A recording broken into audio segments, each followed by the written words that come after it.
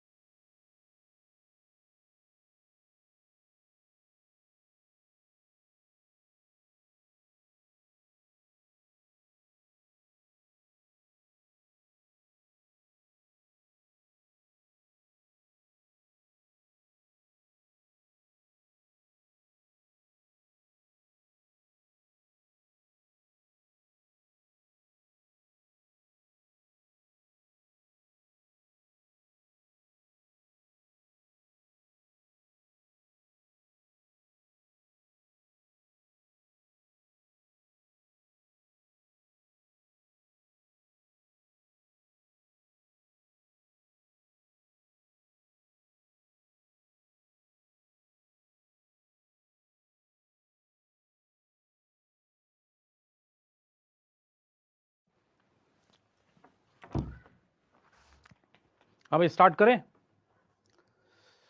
हाँ भाई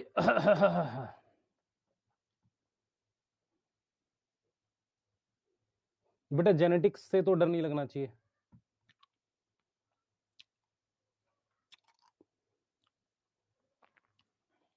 ठीक है चालू करते हैं।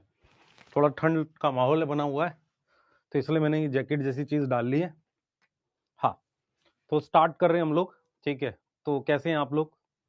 मैं उम्मीद करता हूँ बेहतरीन होंगे। ठीक है और माहौल बना हुआ है पढ़ाई का, पढ़ाई करते रहिए। कल हमने बहुत बेसिक सी चीज पढ़ी थी, 5-7 मिनट में रिवाइज कर देता हूँ, उसके बाद आगे का पढ़ते हैं। ठीक है चैप्टर में मैंने बोला था कि ज्यादा आपको जो है वो बढ़िया याद रखना है किसको, प्लांट हॉर्मोन्स को। वहां से क्वेश्चन ज्यादा आते हैं, वहां पे आप फंस सकते हो, बाकी ठीक है। स्टार्ट करें। टॉफी खा रहा हूं यार। असल में क्या हुआ है, थोड़ा सा माहौल जो है ना वो सर में दर्द टाइप का हो गया है। दिल्ली में क्या है, पोल्यूशन बहुत ज्यादा है ना। तो मैं सोच भी रहा हूँ कि शायद मैं गांव शिफ्ट हो जाऊं। इस बार मैं गांव में गया था तो मैंने देखा भी था कि जो गांव वाला घर है, क्या उसके ऊपर एक अलग से भी रूम अभी हम लोग बना सकते हैं। फिर वहीं स्टूडियो लगाऊंगा, वहीं पढ़ाऊंगा, क्योंकि यहाँ तो बहुत ही खराब सिचुएशन है दिल्ली में। यस पर वहाँ वाईफाई आता है कि नहीं आता, ये सब चेक करना पड़ेगा अभी। हाँ स्टार्ट करें।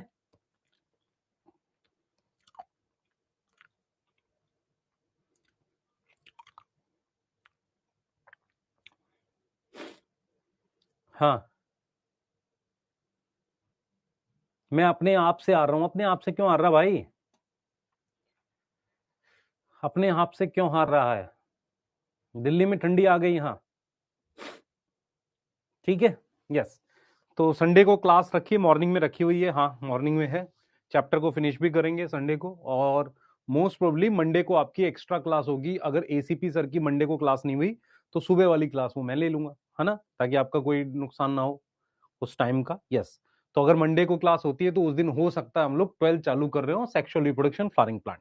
तो आज लेक्चर को स्टार्ट करते हैं। पहले चैट को प्राइवेट करेंगे। मैं फिर रिपीट कर रहा हूं, इस चैप्टर से डरने की कोई आवश्यकता नहीं। ये आसान चैप्टर है। इसके स्टार्टिंग के जो पार्ट्स हैं, कुछ छोटी छोटी डेफिनेशंस हैं, कुछ छोटी छोटी टर्म्स हैं जो बिना पढ़े तो नहीं आएंगी, तो आपको एक बार उन्हें रिवाइज जरूर करना है। ठीक है सही है।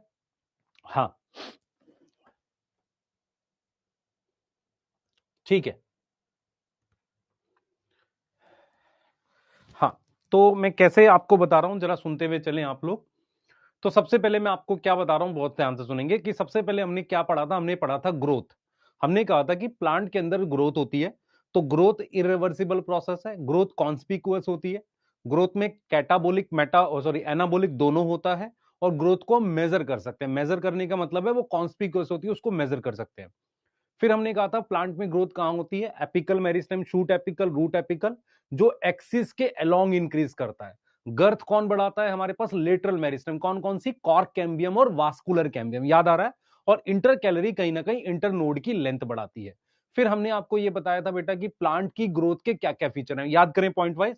सबसे पहले प्लांट की ग्रोथ कैसी होती है, इनडिटर्मिनेट होती है। इनडिटर्मिनेट मतलब अनलिमिटेड होती है। दूसरा, प्लांट की ग्रोथ ओपन होती है, मतलब क्या है, नए सेल्स हमेशा ऐड होते रहते हैं। अगर नए सेल्स हमेशा ऐड होते रहते हैं तो प्लांट की जो ग्रोथ है वो कैसी है, ओपन फॉर्म ऑफ ग्रोथ है, सही है। तीसरा हमने कहा था कि जो प्लांट के कुछ ऐसे पार्ट्स हैं जिनकी ग्रोथ मतलब डिटर्मिनेट होती है, जैसे लीफ हो गया हमारे पास। उसके बाद हमने आपको क्या बोला था बेटा कि जो प्लांट की ग्रोथ है एक फिक्स लोकेशन पर होती है। लोकेशन मतलब लोकलाइज्ड होती है। लोकलाइज मतलब एक फिक्स लोकेशन पर होती है। ऐसे कुछ फीचर्स हमने बताए थे। उसके बाद हमने कहा था कि अगर हम ग्रोथ को मेजर करना चाहते हो तो कैसे करेंगे। मैंने आपको ये कहा था कि जो ग्रोथ एक्चुअल में होती है वो इंक्रीज इन प्रोटोप्लाज्म से होती है। कैसे बढ़ती है, प्रोटोप्लाज्म से। प्रोटोप्लाज्म को आप डायरेक्टली मेजर नहीं कर सकते, तो उसके प्रोपोर्शनल चीजें मेजर करते हैं। कौन सी प्रोपोर्शनल चीजें मेजर करोगे, सरफेस एरिया, लेंथ बढ़ना, dry weight, fresh weight, volume बढ़ना, ये सारी चीजें, ये प्रोपोर्शन। कोई इंस्ट्रूमेंट है जो ग्रोथ मेजर करता है प्लांट में, ऑक्जेनोमीटर नाम है। क्या नाम है उसका, क्या नाम है, ऑक्जेनोमीटर नाम है। यहां तक कोई दिक्कत है, नहीं आ रहा, ठीक है। उसके बाद हमने क्या पढ़ा था, फेजेस ऑफ ग्रोथ।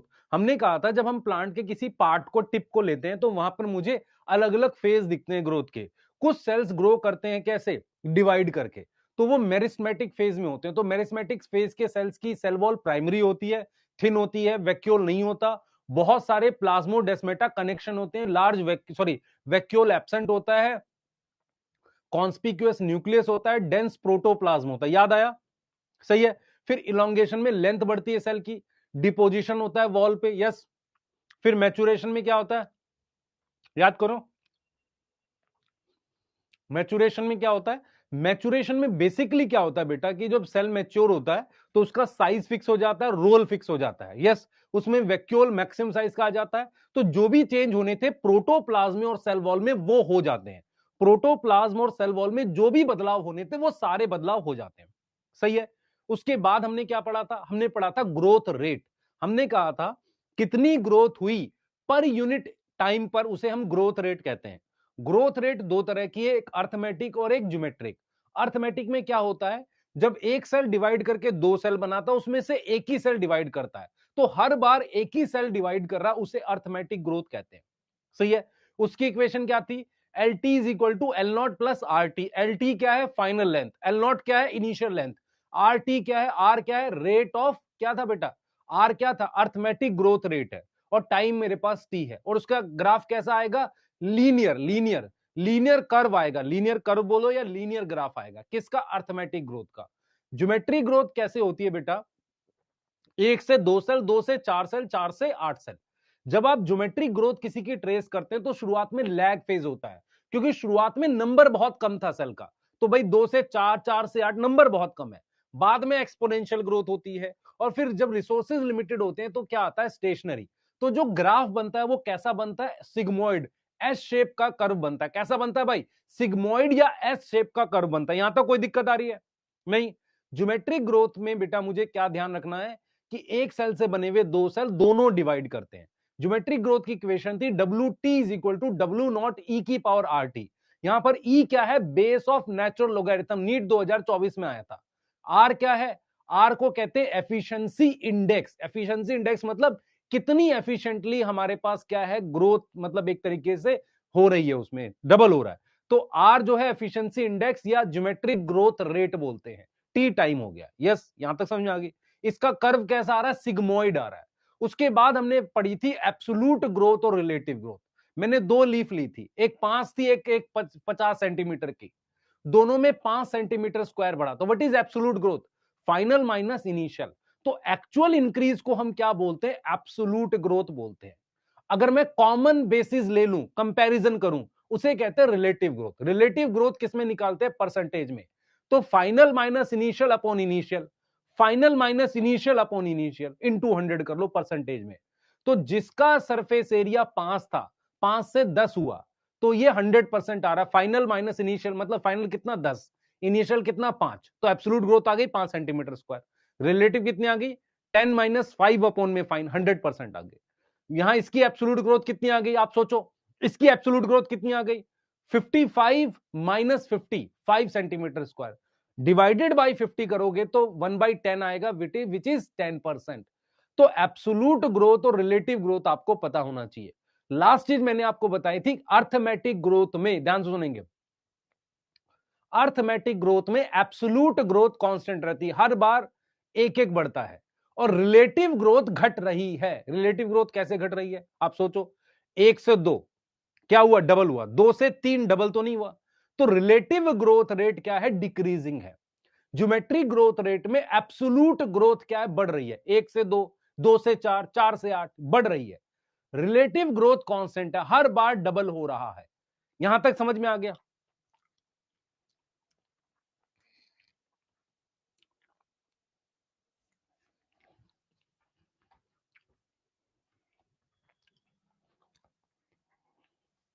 यहां तक समझ में आ गया, जल्दी बताओ, यहां तक समझ में आ गया? बेटा r growth of elongation per unit time वो एक्चुअल में अर्थमेटिक ग्रोथ रेट है। आर जो लिखा हुआ ना इलोंगेशन पर यूनिट टाइम, वो है क्या, अर्थमेटिक ग्रोथ रेट है। यहां तक ठीक है?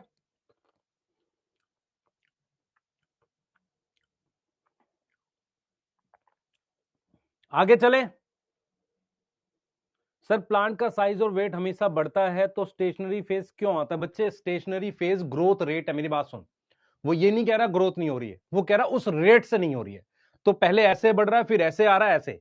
स्टेशनरी का मतलब ये नहीं है कि ग्रोथ नहीं हो रही है, उस रेट से नहीं हो रही है। यस, पैरेलल लाइन टेक्निक नहीं पढ़नी, कुछ ऐसा होता ही नहीं है। चलें आगे चलें।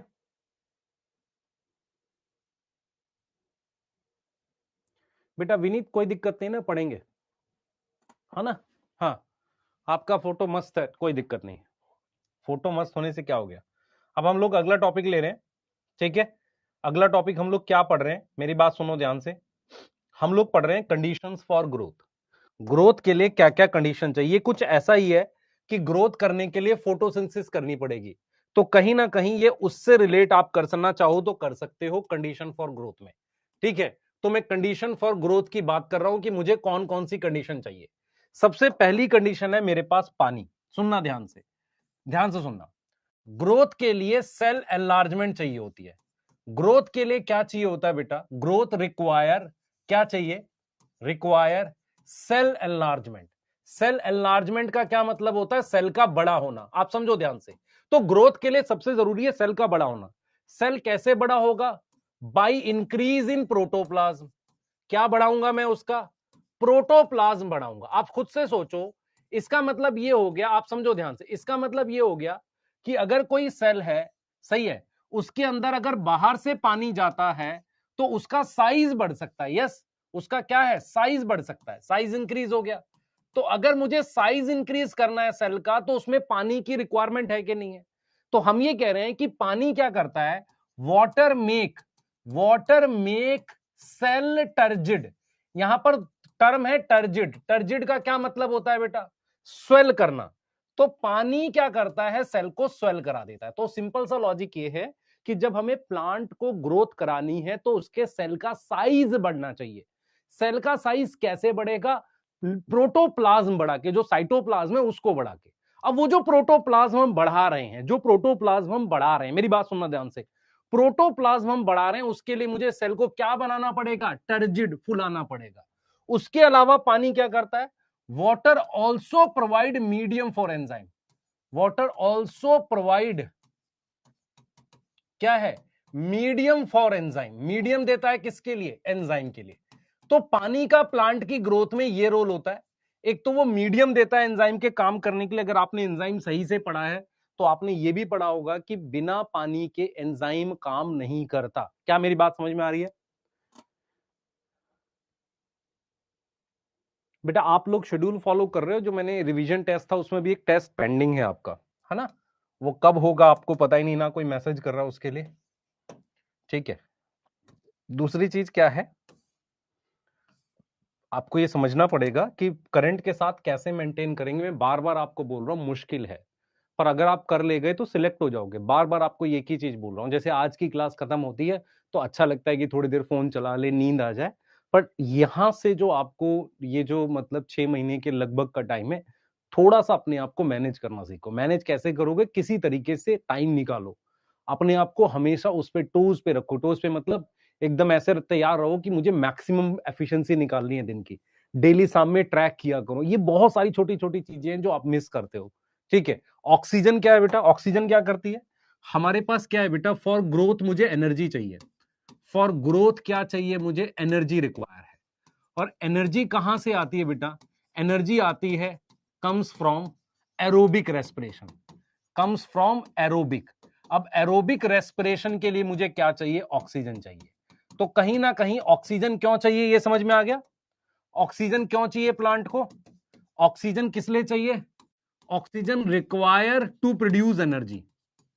टू प्रोड्यूस कौन सी एनर्जी? Metabolic energy. एनर्जी चाहिए मुझे ग्रोथ कराने के लिए, क्योंकि मुझे चीजें बनानी पड़ती हैं। न्यूट्रिएंट क्या होता है बेटा? अगर हम देखें प्लांट क्या होता है, सॉइल से न्यूट्रिएंट लेता है। तो प्लांट टेक न्यूट्रिएंट्स। ठीक है, वो दो तरह के होते हैं। एक होते हैं मैक्रो न्यूट्रिएंट्स। मैक्रो न्यूट्रिएंट्स कौन से होते हैं? मैं आपको कुछ एग्जांपल दे देता हूं जो ज्यादा अमाउंट में चाहिए, जैसे कि carbon, hydrogen, oxygen, nitrogen, phosphorus, sulphur, yes, potassium, ये मैक्रो होते हैं। ठीक है, क्लियर है। तो इसमें से कुछ एयर से आते हैं, कुछ सॉइल से आते हैं। ठीक है। सम माइक्रो न्यूट्रिएंट्स, ठीक है, हमारे पास माइक्रो न्यूट्रिएंट्स डायरेक्टली कहां से आते हैं? सॉइल से आते हैं। तो उसमें मेरे पास आयरन हो गया, कॉपर हो गया, निकल हो गया, तो ये चाहिए। तो प्लांट एक मैक्रोन्यूट्रिएंट्स कहां से बेटा? कहां से आएगा? सॉइल से एंड एयर से। जैसे कार्बन डाइऑक्साइड एयर से आती है। और माइक्रोन्यूट्रिएंट कहां से आते हैं? ओनली फ्रॉम सॉइल से आते हैं, ये मिट्टी से आते हैं। मेरी बात समझ में आ रही है? क्लियर है। तो प्लांट को न्यूट्रिएंट्स की जरूरत होती है। अब लाइट देखो क्या करती है बेटा। लाइट कैसे काम करती है प्लांट के लिए? सुनना ध्यान से।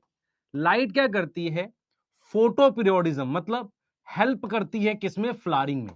हेल्प करती है किसमें? फ्लावरिंग में हेल्प करती है, जिसके लिए हम वर्ड यूज करते हैं फोटो पीरियोडिज्म। क्या वर्ड यूज करते हैं? Photo periodism. एंड किसमें हेल्प करती है? फोटोसिंथेसिस में। किसमें हेल्प करती है? फोटोसिंथेसिस में। यस और नो? इसमें हेल्प करती है। ग्रेविटी आपको याद है? किसी को याद है ग्रेविटी की तरफ जाती है? यस। तो ग्रेविटी क्या होगा बेटा? हमारे पास रूट किधर मूव करती है? Move towards gravity, towards gravity. और shoot away from gravity, shoot away from gravity. तो ग्रेविटी का क्या काम हो गया बताओ? ग्रेविटी क्या है? हेल्प करती है प्लांट मूवमेंट में, उसे कहते हैं प्लांट मूवमेंट। तो ग्रेविटी हेल्प करती है किसमें? प्लांट मूवमेंट में। सर ये आसान सा लग रहा है, बिल्कुल आसान है। तो ये प्लांट मूवमेंट में हेल्प करती है। एक बार रिपीट कर दूं फिर से। पानी का क्या रोल है? पानी के दो रोल याद करने। पहला, सबसे पहला रोल, पानी क्या काम करता है? पानी हमारे पास सेल का साइज बढ़ाता है, टर्जिडिटी देता है। और वो कैसे देगा? पानी एंटर करेगा सेल में, प्रोटोप्लाज्म बनाएगा। सही है सर। दूसरा, मीडियम देता है किसके लिए? एंजाइम की एक्टिविटी के लिए मीडियम देता है। अब उसके बाद ऑक्सीजन क्या करती है बेटा? ऑक्सीजन एनर्जी बनाने के लिए चाहिए। न्यूट्रिएंट किस तरह के होते हैं? मैक्रो और माइक्रो चाहिए होते हैं। मैक्रो न्यूट्रिएंट में कार्बन, हाइड्रोजन, ऑक्सीजन हो सकता है हवा से मिल रही हो, जैसे कार्बन ऑक्सीजन तो हवा से मिलती ही है। और उसके अलावा बहुत सारे मैक्रो न्यूट्रिएंट मिट्टी से मिलते हैं।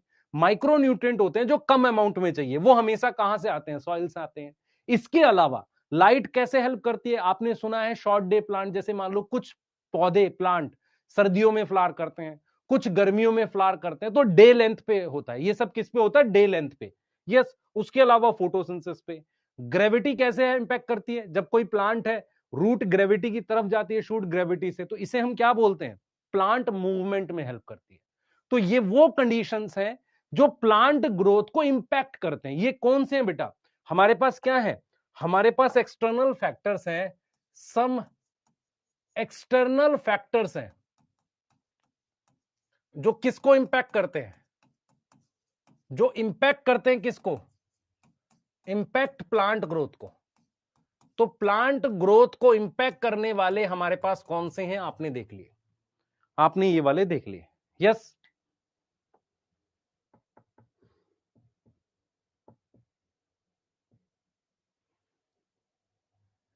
ठीक है एंजल, देख लिया मैंने। फिफ्थ पॉइंट क्या है बच्चे, आप मुझे बताओ, आपने 10th क्लास में वो पढ़ा था कि हमने क्या किया, एक गमला ले लिया, गमला मतलब पॉट ले लिया, अब उसको ऐसे रख दिया तो उसकी स्टेम ऐसे मुड़ जाती है और रूट नीचे मुड़ जाती है, तो रूट मूव टुवर्ड्स ग्रेविटी, इसको क्या बोलेंगे, पॉजिटिव जियोट्रॉपिक।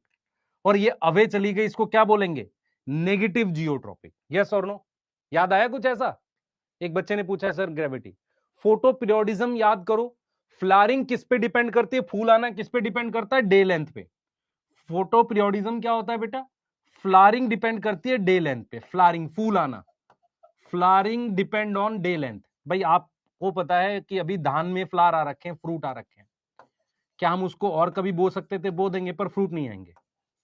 तो जब डे लेंथ पर, दिन की लंबाई पर अगर फ्लावरिंग डिपेंड करती है, उसको फोटो पीरियोडिज्म कहते हैं।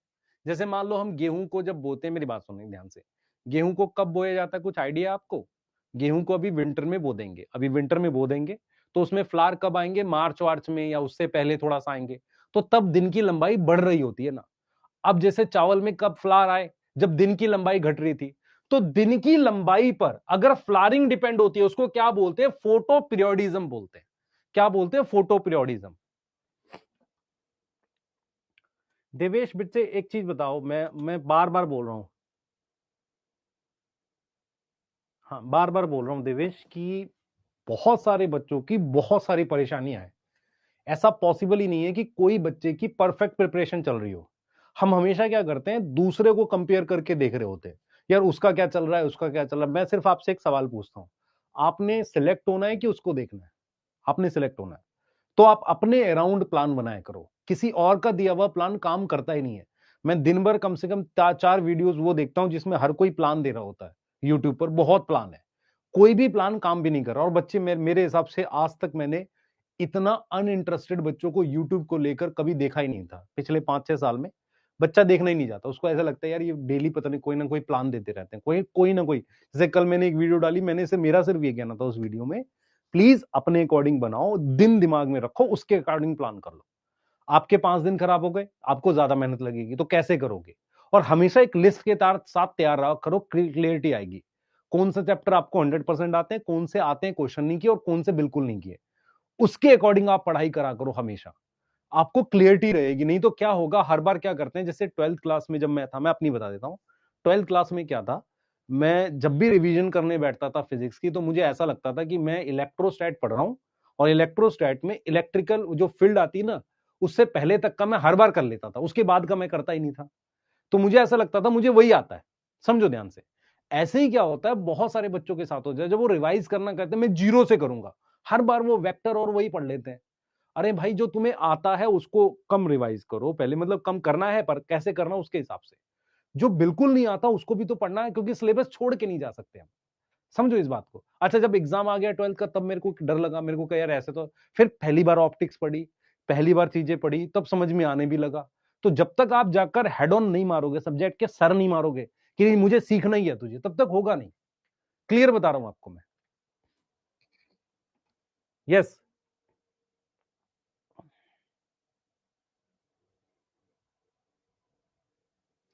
अर्नव यादव डेली टारगेट दे सकते हैं, बिल्कुल दे सकते हैं बेटा। हाँ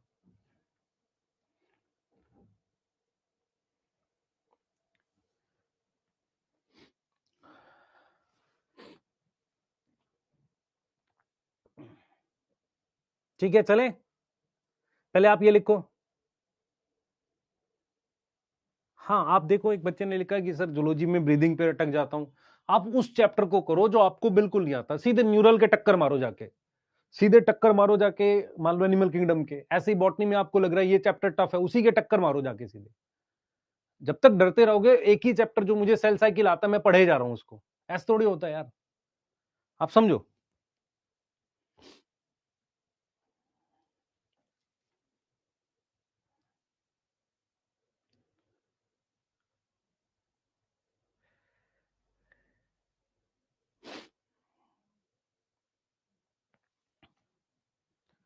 हाँ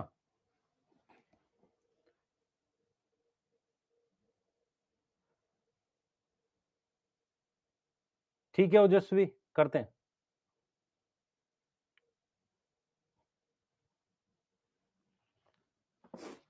ठीक है, रिवीजन के डेली टारगेट देना स्टार्ट करते हैं। पर मुझे पता कैसे चलेगा आप कर रहे हो? या तो एक शॉट डालें, उस शॉट पे आप कमेंट में रिप्लाई करो कि हाँ सर कर लिया। ऐसा कर सकते हैं? देख लो, मैं आपको मार्क कर देता हूं। हाँ भाई, ऑक्सीजन, न्यूट्रिएंट, ये सारे हैं। देखो, इसमें पानी को लेके क्या बोला हुआ है? सेल एनलार्जमेंट बोला हुआ है, टर्जिडिटी बोला हुआ है, सही है। दूसरा क्या बोल रखा है कि मीडियम फॉर एंजाइम, ये दिख रहा है आपको? जो जो मेन मेन पॉइंट्स वो दिख रहे हैं। ऑक्सीजन क्या हेल्प करती है? एनर्जी। कौन सी एनर्जी? मेटाबॉलिक एनर्जी, ये लिखा हुआ। न्यूट्रिएंट्स में मैक्रो आते हैं और माइक्रो आते हैं, सही है। प्लांट सिंथेसिस क्या बनाने के लिए? प्रोटोप्लाज्म बनाने के लिए और एनर्जी के लिए भी काम करते हैं। भाई वो क्या करते हैं? नया प्रोटोप्लाज्म बनाना है उसके लिए और एनर्जी के लिए काम करते हैं। उसके अलावा हमें ऑप्टिमम टेम्परेचर भी चाहिए, ठीक है। उसके अलावा ग्रेविटी भी चाहिए, लाइट और ग्रेविटी भी चाहिए। हमने यहाँ टेम्परेचर नहीं लिखा तो लिख लो, अगर चाहे ऐड कर लो, है ना, ऐड कर लो ऑप्टिमम टेम्परेचर, यहाँ नीचे ऐड कर लो। ऑप्टिमम टेम्परेचर क्या होता है बेटा? ऑप्टिमम टेम्परेचर जैसे C3, ऑप्टिमम वर्ड का क्या मतलब होता है? मैक्सिमम, है ना। तो अदर देन ऑप्टिमम क्या होगा? प्लांट की ग्रोथ डिक्रीज कर जाती है। अदर देन ऑप्टिमम क्या होगा? प्लांट ग्रोथ डिक्रीज करेगी। प्लांट की ग्रोथ क्या होगी? डिक्रीज करेगी। इतनी बात समझ में आ रही है कि नहीं आ रही है? ऑप्टिमम जैसे C3 का और C4 का अलग अलग था। ऑप्टिमम मतलब जिसपे प्लांट मैक्सिमम ग्रो करता है। मान लो किसी प्लांट का ऑप्टिमम टेम्परेचर 25 डिग्री है, आज 45 डिग्री, प्लांट मर जाएगा। समझ आ रहा है? यस, ठीक है इंद्रजीत, करते हैं इसको।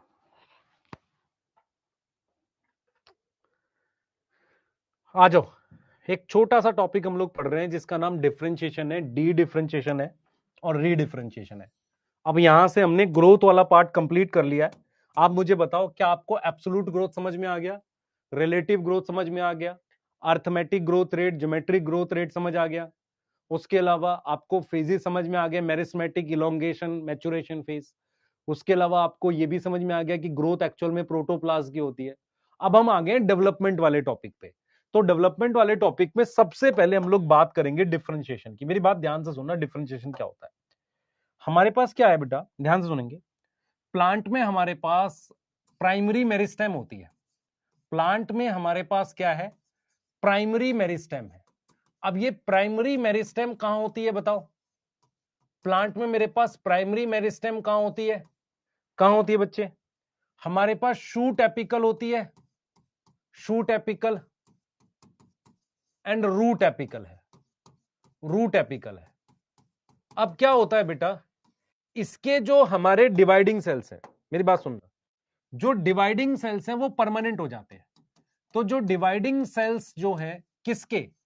Sales of primary meristem, primary meristem become permanent. क्या बन जाते हैं? परमानेंट बन जाते हैं, परमानेंट। अब मीनिंग परमानेंट का क्या है बेटा बताओ? मीनिंग क्या, परमानेंट का क्या मतलब है? उसकी वॉल की डिपोजिशन कंप्लीट हो जाए, जो भी होना है, वॉल डिपोजिशन कंप्लीट हो जाए, और क्या हो जाए? प्रोटोप्लाज्म मॉडिफिकेशन कंप्लीट हो जाए। जो भी प्रोटोप्लाज्म में होना था वो भी कंप्लीट हो गया। मेरी बात समझ में आ रही है कि नहीं आ रही? जो भी प्रोटोप्लाज्म में होना था वो भी कंप्लीट हो गया। तो हम आपको ये समझा रहे हैं कि जैसे मान लो आपके पास कोई प्लांट है, ये प्लांट है, इस प्लांट में यहां पर डिवाइडिंग सेल्स है, यहां पर हमारे पास क्या है? डिवाइडिंग सेल्स है, ये हमारे पास डिवाइडिंग सेल्स है। अगर ये डिवाइडिंग सेल परमानेंट हो गया, ये परमानेंट हो गया, मैच्योर हो गया, तो ये सेल कैसा हो गया? मैच्योर सेल हो गया। तो इस प्रोसेस को सबसे पहले आपको समझना पड़ेगा। ये कौन सी मेरिस्टेम है? प्राइमरी मेरिस्टेम है। कौन सी है? प्राइमरी मेरिस्टेम है। ये मैच्योर सेल क्या है बेटा? ये एक तरह का रिजल्ट है। तो प्रोसेस का नाम क्या है?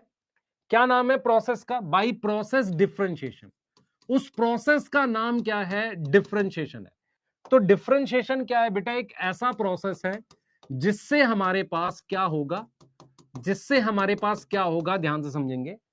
डिफरेंशिएशन एक ऐसा प्रोसेस है जिससे प्राइमरी मेरिस्टेम के सेल्स मैच्योर सेल में कन्वर्ट होते हैं, जहां पर जो भी दीवार में डिपोजिशन होनी थी, प्रोटोप्लाज्म में बदलाव होने थे, वो सब कंप्लीट हो गए। यहां तक कोई दिक्कत है? पहले बताओ। यहां तक कोई दिक्कत है? हमने पढ़ा भी था। और ये कौन सी मेरिस्टेम है? Primary meristem. अब आपको समझना पड़ेगा रिजल्ट ऑफ डिफरेंशिएशन क्या है। रिजल्ट ऑफ डिफरेंशिएशन क्या है बताओ। डिफरेंशिएशन एक प्रोसेस है, तो रिजल्ट ऑफ डिफरेंशिएशन क्या है? ध्यान से सुनेंगे। सबसे पहले है एपिडर्मिस बनेगी। सर एपिडर्मिस बन गई। उसके अलावा क्या बन गई? एंडोडर्मिस बन गई। उसके अलावा क्या बन गई बेटा? कॉर्टेक्स बन गई। उसके अलावा क्या बन गई? प्राइमरी जाइलम बन गई। प्राइमरी जाइलम बन गई और प्राइमरी फ्लोएम बन गई। तो ये सारे जो हैं, ये सारे क्या हैं? प्राइमरी टिश्यूज हैं। कौन से टिश्यू है? प्राइमरी परमानेंट टिश्यू है। तो प्राइमरी परमानेंट टिश्यू किसकी वजह से बनते हैं बताओ? आप देखो ध्यान से, ये प्लांट का टिप है, शूट टिप, यहां पर प्राइमरी मेरिस्टेम है। यहां पर एक प्रोसेस हुआ है डिफरेंशिएशन, जिसमें दीवारों पर और प्रोटोप्लाज्म में जो भी मॉडिफिकेशन थी कंप्लीट हो गई।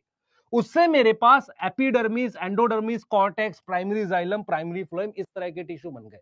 तो result of differentiation can be primary tissue and primary organs. Primary organs कौन से हैं बताओ? प्राइमरी ऑर्गन्स कौन से होते हैं? कौन से होते हैं? रूट हो गया, स्टेम हो गया और लीफ हो गया। इनको हम क्या बोलते हैं? प्राइमरी ऑर्गन्स बोलते हैं। कोई दिक्कत आ रही है बताओ? कोई दिक्कत है? कोई दिक्कत है? जल्दी बताओ।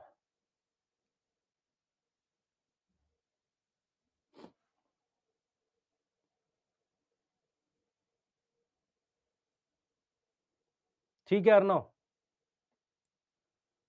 कोई दिक्कत? जिसको दिक्कत आ गई मैं फिर रिपीट कर देता हूं, आप मेरी बात ध्यान से सुने। आपके पास ये प्लांट है, इसके टिप पर शूट एपिकल मेरिस्टेम है, यहां पर रूट एपिकल डिवाइडिंग सेल है।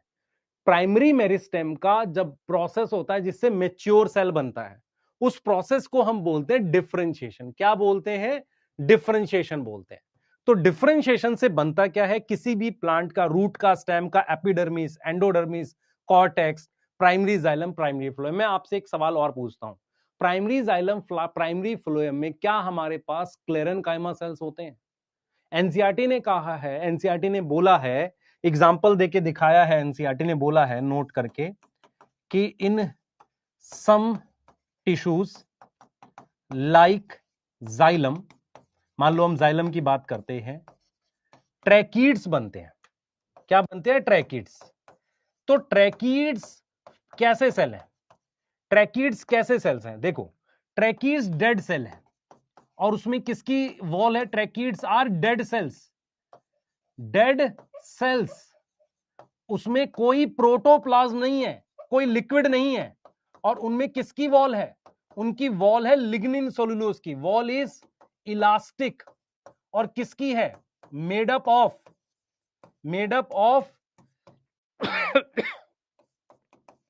Lignin and cellulose. लिग्निन और सेलुलोज की वॉल है। तो ट्रैकीड्स आर डेड सेल्स, ठीक है, उनमें कोई प्रोटोप्लाज्म नहीं है।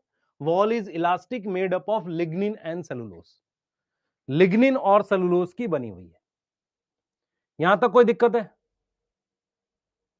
यहां तक कोई दिक्कत है? इसका मतलब यह हुआ, इसका मतलब यह हुआ कि सम टाइम, मेरी बात सुने, अगर मान लो आपको स्टेटमेंट आती है, क्या डिफरेंशिएशन से एक ऐसा सेल बन सकता है जो सेल डेड हो? हां, बन सकता है।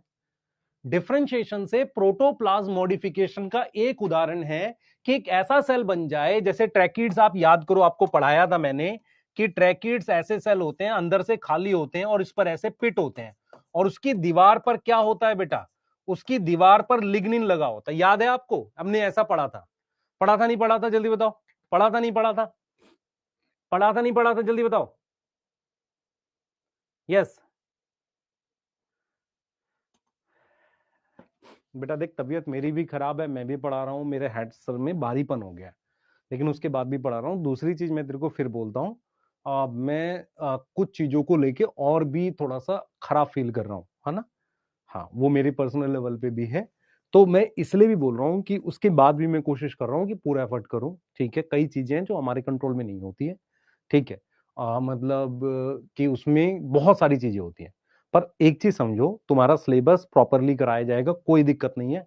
हम टाइम क्रिएट कर रहे हैं आपको जेनेटिक्स के लिए भी, कि जेनेटिक्स बढ़िया से कराएं, आपको सारा समझ आए, उसमें ज्यादा क्वेश्चंस करा पाए। ठीक है, दूसरी चीज, आपको अभी हम कोशिश करके, जैसे मैंने 2 चैप्टर के डीपीपी वो बना ली, एक फोटोसिंथेसिस एक एनाटॉमी की, और एक और मैं बना लूंगा मॉर्फो की, वो वाली पेंडिंग है आपकी, क्या नाम है, तेजस सिद्धि, ऑल दो जरूरत नहीं है उसकी, फिर भी उसको बना देंगे, ठीक है, वो रह गई। तो अब उसके बाद आपका क्या बच जाएगा, आपके पास रेस्पिरेशन पीजीआर की, ठीक है। 12th स्टार्ट होने से पहले 11th की आपकी सारी, मतलब 12th कब स्टार्ट हो रही है, मान लो मंडे को, 11th की सारी डीपीपी आपको, वो सारी 3 तरह की जो बोली थी मैं दे दूंगा, ठीक है। उसके साथ साथ एक आध वीक में उनके सॉल्यूशंस भी कर लेंगे, कोई दिक्कत की बात नहीं है। यस, ठीक है। फाइबर्स भी इसमें आ जाएगा, डेड सेल्स है, क्लियर है बेटा। हाँ, और मॉलिक्यूलर और उसकी पहले ही देंगे, जैसे आपकी ये तो है ना, हाँ, ताकि आप साथ के साथ करते रहो। उसको डिवाइड कर देंगे day wise, day 1 day 2 day 3। मान लो मैंने 9 क्लास ली, 10 क्लास ली मॉल्यूस में, प्रिंसिपल में 9-10 क्लास आपको मॉलिकुलर में लगेंगी, ऐसे आप मान के चलो 20 क्लासें लग जाएंगी दोनों मिला के, तो लगभग हम 1-1.25 महीना तो वही पढ़ेंगे। यस, हाँ। कौन सी स्लाइड है बेटा, दूसरी स्लाइड है। मंडे आपकी क्लास है, मेरी क्लास कब होगी मंडे में, जैसे एसीपी सर की क्लास नहीं हुई तो मंडे मॉर्निंग वाली क्लास जो है 8:30 बजे से, वो मैं ले लूंगा, है ना, वो स्लॉट खाली है, तो मैं उसको सोच रहा हूँ कि खाली ना हो। सबसे पहले डिफरेंशिएशन समझ में आ गया। सबसे पहले मुझे बताओ डिफरेंशिएशन किसकी होती है, प्राइमरी मेरिस्टेम की। क्या बनता है, मैच्योर सेल बनता है। मैच्योर सेल बनाते वक्त किन चीजों में बदलाव, याद करो ना, किन चीजों में बदलाव होता है, दीवार में और प्रोटोप्लाज्म में। उसके बाद मेरे पास कौन से सेल्स बनते हैं, मैच्योर सेल। क्या एग्जांपल है, epidermis, endodermis, cortex, primary xylem, primary phloem, या प्राइमरी ऑर्गन्स बनते हैं, रूट, स्टेम, लीफ बनता है, ठीक है। ये एक एग्जांपल दे दिया हमने। यस, अब मैं आपसे एक और चीज बोल रहा हूं, यहां पर मैं आपको क्या दिखाने जा रहा हूं, एक मैं दिखाने जा रहा हूं आपको डी डिफरेंशिएशन क्या होता है। उसके लिए मैं बनाने जा रहा हूं आपके लिए एक स्टेम, इधर देखना ध्यान से, आपको समझ में आ जाएगा। उसके लिए मैं आपके लिए बनाने जा रहा हूं एक स्टेम, ऐसे ध्यान से देखना, ये स्टेम का टीएस है, सेक्शन है, मैं इस तरीके से आपको दिखा रहा हूं, ठीक है। ये जो सेल्स की लेयर है ये वाली, ये आपकी एपिडर्मिस है। ये वाली कौन सी है, एपिडर्मिस है। ये वाले सेल्स कौन से, एपिडर्मिस है, ठीक है सर। और ये वाली लेयर जो है, ये यहां पर क्या है, एंडोडर्मिस है। ये वाली लेयर क्या है, एंडोडर्मिस है। यहां तक कोई दिक्कत है, अभी मैं कलर कर दूंगा, एकदम सुंदर खूबसूरत दिखने लगेगा, उसका आपको जरूरत नहीं है। पर अब मैं आपको डी डिफरेंशिएशन और री डिफरेंशिएशन समझा रहा हूं। तो सबसे बाहर वाली लेयर, इसको मैंने एपिडर्मिस बोल दिया। एपिडर्मिस क्या है, किससे बनी है, डिफरेंशिएशन से। यहां पर एक सेल्स होते हैं जिनको हम क्या बोलते हैं, कॉर्टेक्स। क्या बोलते हैं, कॉर्टेक्स, ठीक है सर। उसके अलावा मेरे पास यहां पर एक लेयर होती है, इसको पेरीसाइकिल बोल दिया, मान लो इसको हमने क्या बोल दिया, पेरीसाइकिल बोल दिया इस लेयर को। ये मैंने स्टेम का डायग्राम बनाया, ठीक है सर। तो ये मेरे पास क्या बन गई, ये एंडोडर्मिस बन गई, ये एंडोडर्मिस बन गई। यस, और मेरे पास क्या बन गया, ये बन गई पेरीसाइकिल।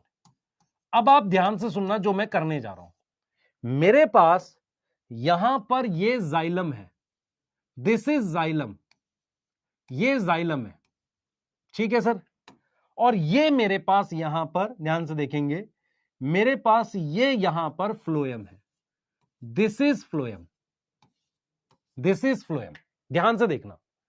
तो मेरे पास ये वाली जो जाइलम है, इसको हमने बोल दिया है प्राइमरी जाइलम, और इसको हमने बोल दिया है प्राइमरी फ्लोएम। कोई दिक्कत आ रही है? अब इसके बीच में पहले से डिवाइडिंग सेल थे, सुनना ध्यान से, पहले से डिवाइडिंग सेल इसके बीच में यहां थे, पहले से डिवाइडिंग सेल यहां बीच में थे, यहां पहले से डिवाइडिंग सेल होते हैं, ये कैम्बियम है। और बाद में एक कंप्लीट रिंग बनती है। तो आप देखो इसमें चेंजेस कैसे आ रहे हैं, ध्यान से देखें, इधर देखो। अब क्या हुआ, यहां पर ये क्या थी सर, एंडोडर्मिस है। तो ये कौन सी लेयर है, हाँ भाई, ये कौन सी लेयर है, देख जल्दी से सर, लिखने दो, एक बार लिखने दे रहा हूं, एपिडर्मिस है। यस, ये कौन सी लेयर है, जल्दी देख बेटा, ये कौन सी है, एंडोडर्मिस है।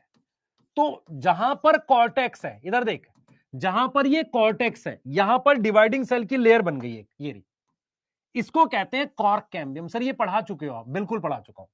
तो इसको कहते हैं कॉर्क कैम्बियम। तो कॉर्क कैम्बियम किस प्रोसेस से बनी है? परमानेंट सेल के, परमानेंट सेल ने लूज कर दी है कैपेसिटी टू, मतलब परमानेंट सेल जो है अब वो दोबारा डिवाइडिंग में कन्वर्ट हो गया है। तो ये मेरे पास स्टेम है बेटा, डाइकॉट स्टेम है, ये मेरे पास क्या है? डाइकॉट स्टेम है। तो इस वाली कैम्बियम को क्या बोल रहे हैं? Cork cambium. उसके बाद देख ध्यान से, ये मेरे पास क्या है? फ्लोएम थी मान लो, सॉरी जाइलम थी। इसके अंदर ये क्या था मेरे पास? फ्लोएम था। यस, ये फ्लोएम था। पहले से डिवाइडिंग सेल यहां थे ये रे, ये पहले से डिवाइडिंग सेल थे ये रे। अब मैंने दोबारा और डिवाइडिंग सेल बना दी है, देखो ये रिंग बन गई पूरी, ये रिंग बन गई। तो इसको हमने क्या बोल दिया? वास्कुलर कैम्बियम बोल दिया इसको। इस पूरे को हमने क्या बोल दिया? वास्कुलर कैम्बियम बोल दिया।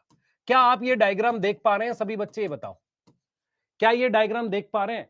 अब ये वाला जो है, देखो इसमें समझो, इसमें मेरे पास ये वाला जो है, ये वाला जो है, ये जो इसके बीच में, ये देख ये वाला, इसको बोल रहे हैं इंट्राफेसिकुलर। क्या बोल रहे हैं बेटा इसको? इसको हम क्या बोल रहे हैं? इस वाले को, इसको बोल रहे हैं इंट्राफेसिकुलर और इसको बोल रहे हैं इंटरफेसिकुलर।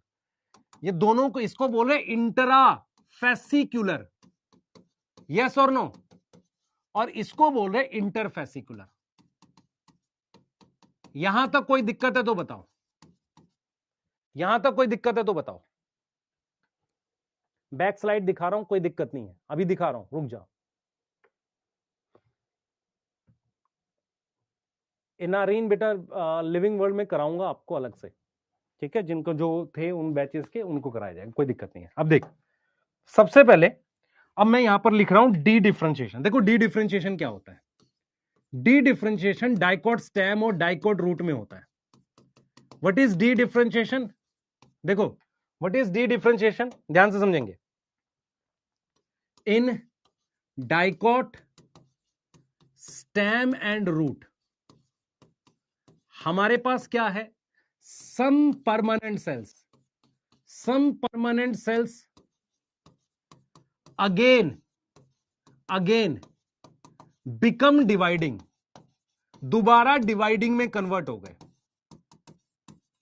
एग्जाम्पल के लिए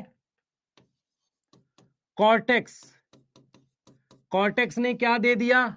बताओ क्या दे दिया? Cork cambium. क्या दे दिया? कॉर्क कैम्बियम दे दिया। दूसरा, यहां पर क्या थी? Medullary race. यहां पर जो सेल्स थे ये कौन से थे? ये मेडुलरी रेस के सेल्स थे। ये देखो बेटा, इसको कहते हैं मेडुला, इन सेल्स को कहते हैं मेडुलरी रेस। यहां पर ये मेडुलरी रेस थे। तो मेडुलरी रेस से, मेडुलरी रेस से मेरे पास डी डिफरेंशिएशन से क्या बनी है? Vascular cambium. क्या बनी है? Vascular cambium.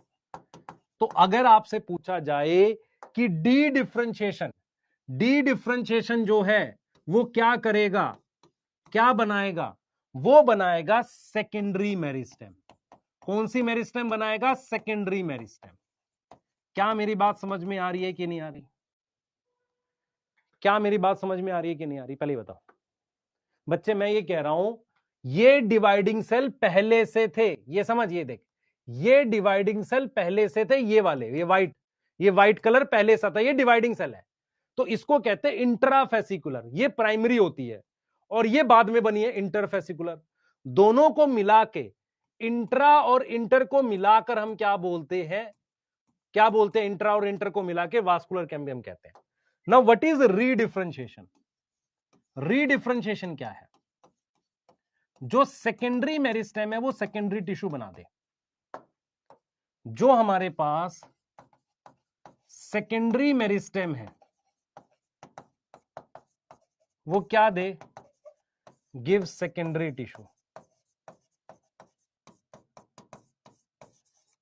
सेकेंडरी मेरिस्टेम क्या बना दे? सेकेंडरी टिश्यू बना दे। क्या मेरी बात समझ में आ रही है? जाइलम फ्लोएम अलग हुआ है? कैसे अलग हुआ बेटा? जाइलम बाहर की तरफ होती है, फ्लोएम अंदर की तरफ होती है। उल्टा कर दिया क्या मैंने? हाँ उल्टा कर दिया।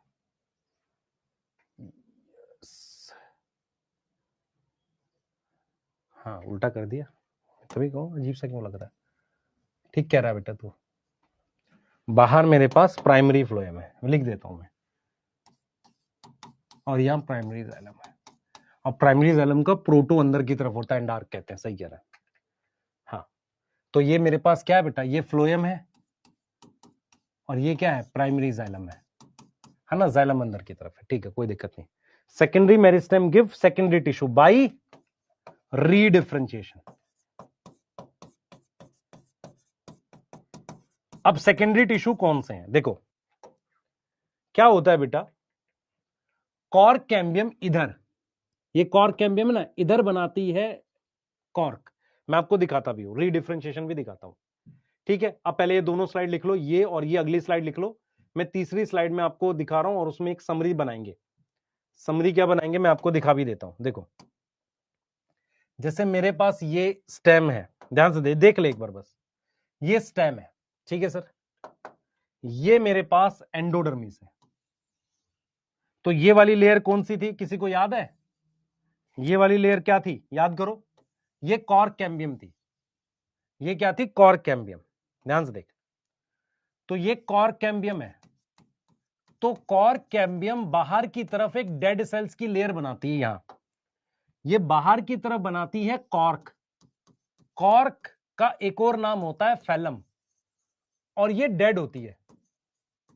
और अंदर की तरफ क्या बनाती है, यहां पर, यहां बनाती है सेकेंडरी कॉर्टेक्स, क्या बनाती है, सेकेंडरी कॉर्टेक्स। तो आपको समझ में आ रहा है, कॉर्क कैम्बियम क्या है, सेकेंडरी मेरिस्टेम है, उसने क्या बनाया, मेरिस्टेम, इसने क्या बनाया, इसने दिया give cork and secondary cortex. इसने बाहर की तरफ क्या बनाया बेटा, देख ले एक बार, फिर लिख, बाहर की तरफ देख, ये कॉर्क कैम्बियम है, इसने बाहर की तरफ बनाया डेड सेल्स की लेयर जिसे कॉर्क कहते हैं फैलम, अंदर की तरफ बनाया क्या, सेकेंडरी कॉर्टेक्स। यस, ऐसे ही तुम्हारे पास क्या था, ऐसे ही तुम्हारे पास क्या था, मान लो ये फ्लोएम था, यस, और इधर जाइलम था, इधर क्या था, जाइलम था, ये जाइलम था। अब इसके बीच में तुम्हारे पास ये वास्कुलर कैम्बियम है, ये क्या है, वास्कुलर कैम्बियम है। तो जो वास्कुलर कैम्बियम है ये वाली, ये जो वास्कुलर कैम्बियम है, ये क्या बनाएगी, ये क्या बनाएगी, जिधर जाइलम है, अब देख खुद से देख, ये क्या है सर, ये फ्लोएम है, कौन सी फ्लोएम, प्राइमरी।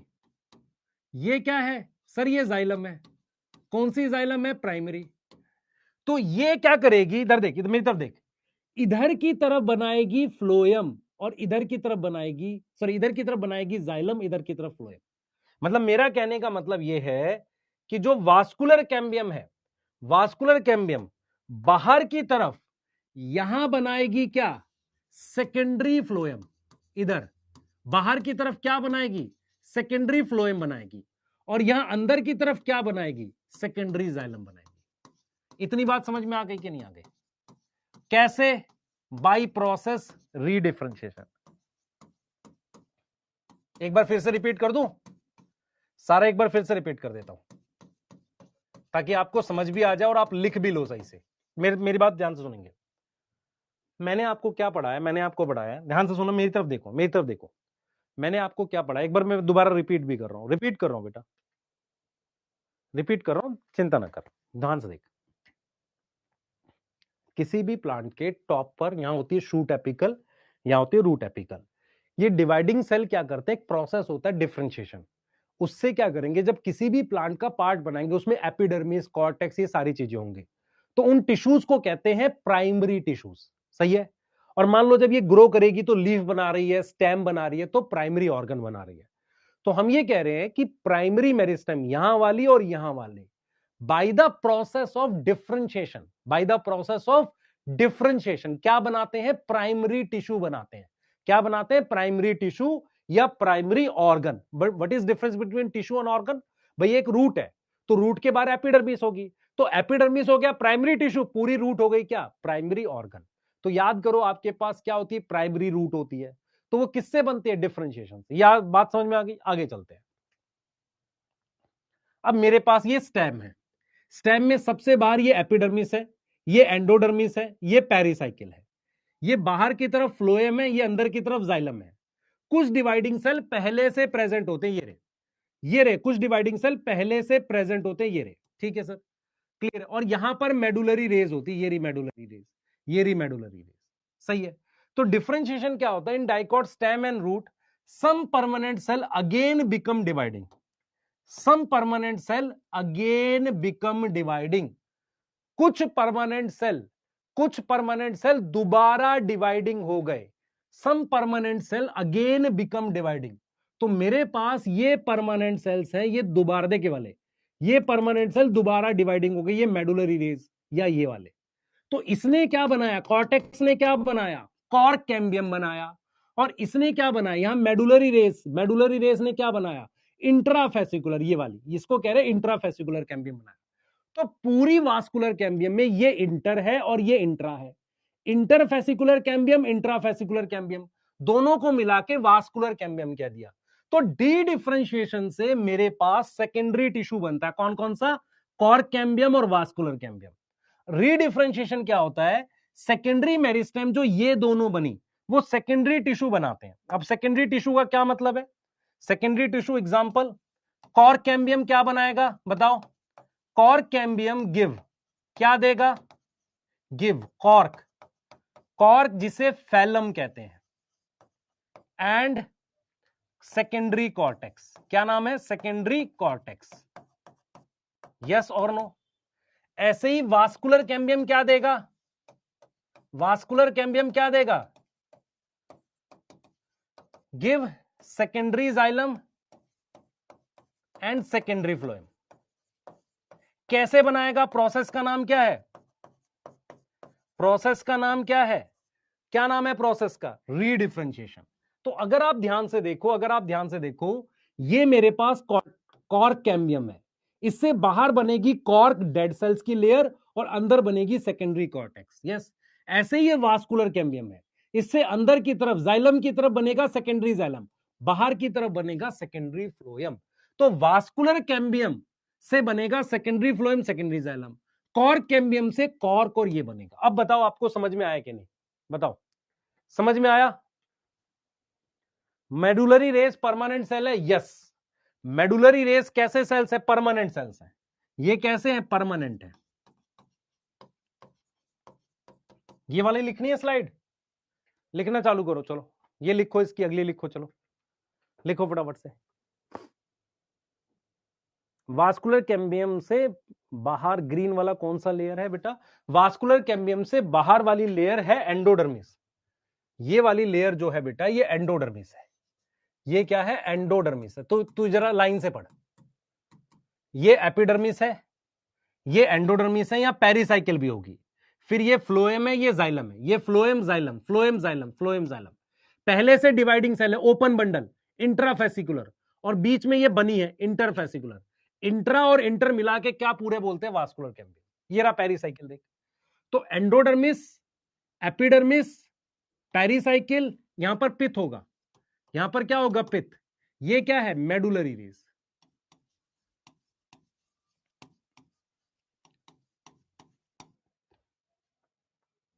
2 मिनट दे रहा हूं, 1-1 मिनट दे रहा हूं, पहले ये लिख लो, फिर नेक्स्ट लिखो, नेक्स्ट लिखो जल्दी।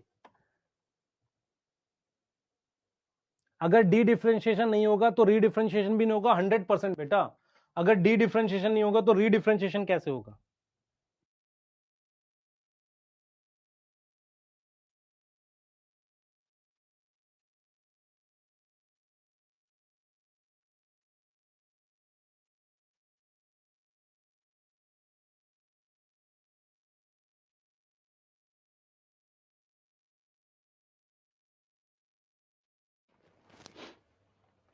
हो गया,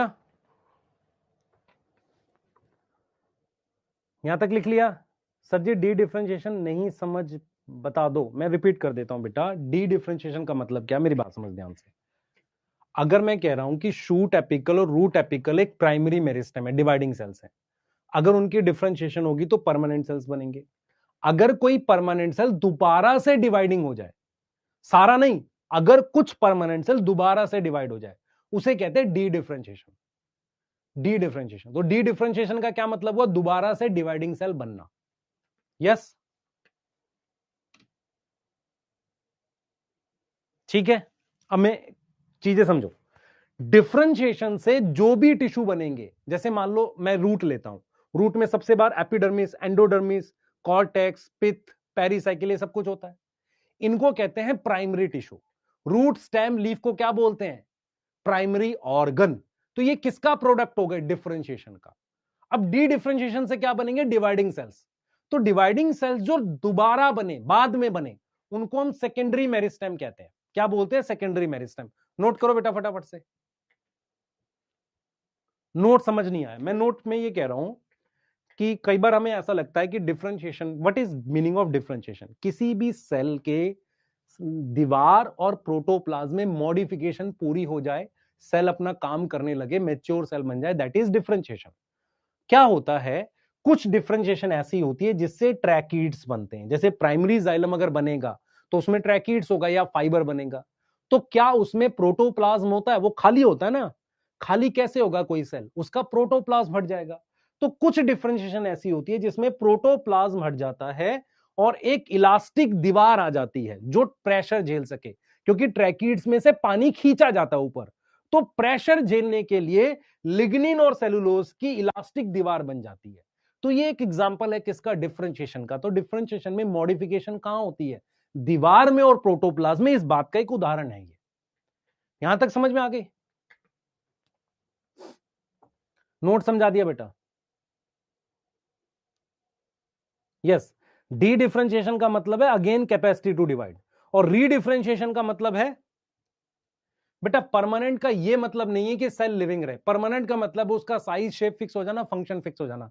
परमानेंट सेल का एक उदाहरण स्क्लेरेंकाइमा भी तो है, डेड सेल्स भी तो है। अब ये बना लो,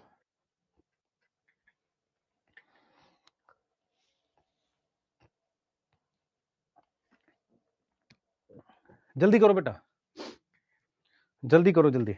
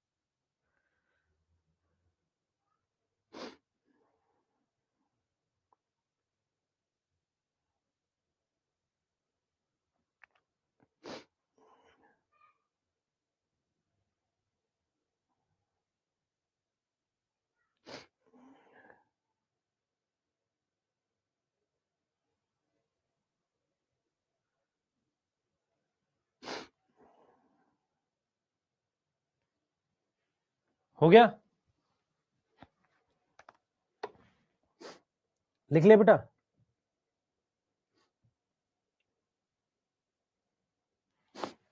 ठीक है फिजा, अच्छी बात है, समझ आ गया। एक बार फिर से मैं कुछ चीजें लिखूंगा अभी। अब देख मैं क्या लिखने वाला हूं, ये वाला लिख ले। देख मैं यहां लिख रहा हूं टिश्यू प्रोसेस अंडरगो, मतलब इसमें कौन सा प्रोसेस हो रहा है और उसका रिजल्ट क्या बन रहा है। तुम्हें एक बार में समझ में आएगा, जो बात लिखी उसका समरी यहां पर है। सबसे पहले मैं टिश्यू की बात कर रहा हूं, तो मैं बात लिख रहा हूं यहां पर प्राइमरी मेरिस्टेम। प्राइमरी मेरिस्टेम, उसमें कौन सा प्रोसेस हो रहा है? उसमें डिफरेंशिएशन हो रही है। और क्या बन रहा है? Result is primary tissue,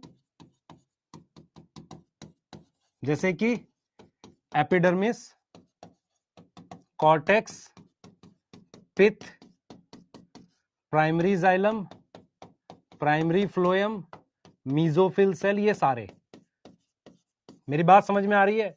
guard cell भी इसी में आएगा। प्राइमरी ऑर्गन, प्राइमरी ऑर्गन का क्या मतलब हुआ? क्या मतलब हुआ? Root, stem and leaf. अब मैं यहां पर लिख रहा हूं परमानेंट सेल। अब मैं सेकंड टिश्यू का नाम लिख रहा हूं परमानेंट सेल, परमानेंट सेल। ठीक है, उसमें दो एग्जांपल है मेरे पास, एक कॉर्टेक्स और एक मेडुलरी रेस। क्या प्रोसेस कर रहा हूं मैं इनका? बताना, क्या प्रोसेस कर रहा हूं? डी डिफरेंशिएशन, यही प्रोसेस कर रहा हूं। Process undergo is D differentiation. तो परमानेंट सेल की डी डिफरेंशिएशन हुई है। रिजल्ट क्या बना है बताओ?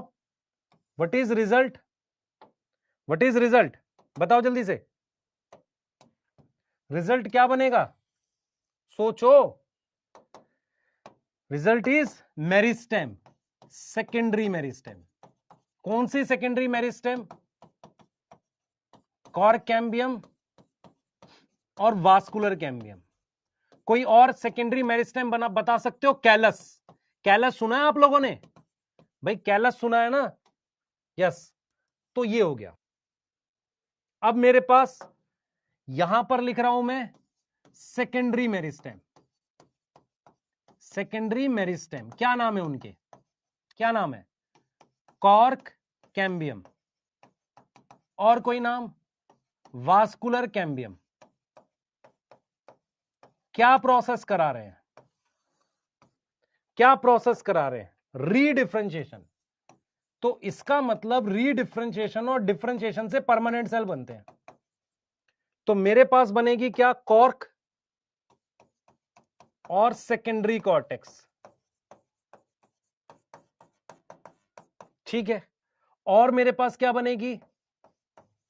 Secondary xylem and secondary phloem. Summary बन गई? बढ़िया समरी बन गई, जल्दी बताओ। सेकेंडरी जाइलम और सेकेंडरी फ्लोएम, बढ़िया समरी बन गई। हाँ, कैलस क्या होता है बेटा? अगर आपने कोई प्लांट का टिप लिया है, टिप का मतलब एक छोटे से प्लांट का पार्ट लिया, उसको टेस्ट ट्यूब में रख के डिवाइडिंग सेल में कन्वर्ट करा दिया, उसको कैलस कहते हैं। तो कैलस जो होता है वो एक्चुअल में एक तरह की सेकेंडरी मेरिस्टेम होती है, दोबारा डिवाइड करके बना है। ठीक है, यस सर। रीडिफरेंशिएशन एक बार फिर से समझा दीजिए। ये डिवाइडिंग सेल्स है, मुझे बता बेटा, ये प्राइमरी मेरिस्टेम डिवाइडिंग है? यस, ये भी डिवाइडिंग है, पर प्राइमरी और इसमें क्या फर्क है? ये डिवाइडिंग सेल कहां से आया था? शुरुआत से प्रेजेंट था। ये कहां से आया था? ये परमानेंट सेल से बना था। तो रीडिफरेंशिएशन का मतलब है again lose capacity, again lose capacity to divide. समझ आया नहीं आया? अब आप क्वेश्चन कर पाओगे आसानी से। अगर मैं आपसे पूछूं कि secondary meristem undergo रीडिफरेंशिएशन, secondary meristem give result secondary tissues, इनको क्या बोलोगे? Secondary tissues. आप में से कितने लोगों को याद है कि नहीं याद है? मैं एक बार पूछता हूं, देखें, एक बढ़िया कॉन्सेप्चुअल क्वेश्चन बनाता हूं। आपने ऐसे पढ़ी है रूट, टैप रूट में प्राइमरी रूट, सेकेंडरी रूट ऐसे अंदर से आती है और पेरीसाइकिल से बनती है। पेरीसाइकिल रूट में एक परमानेंट सेल्स की लेयर होती है, ऐसी गोल सी। पेरीसाइकिल परमानेंट सेल्स हैं। परमानेंट सेल से अगर मुझे सेकेंडरी रूट बनानी है तो मुझे बताओ सेकेंडरी रूट किसका प्रोडक्ट होगा? अगर मैं लिख रहा हूं यहां पर सेकेंडरी रूट, तो सेकेंडरी रूट किससे डेवलप करती है? डेवलप फ्रॉम, जिसे रूट ब्रांच कहते हैं, डेवलप फ्रॉम पेरीसाइकिल। तो इसका मतलब यह हुआ कि पेरीसाइकिल के सेल पहले डिवाइडिंग सेल में कन्वर्ट होंगे, फिर वो जाकर क्या बनाएंगे? रूट ब्रांच बनाएंगे, जिसे सेकेंडरी रूट कहते हैं। तो अगर आपसे कोई पूछता है, प्राइमरी ऑर्गन के एग्जांपल है primary root, stem, leaf.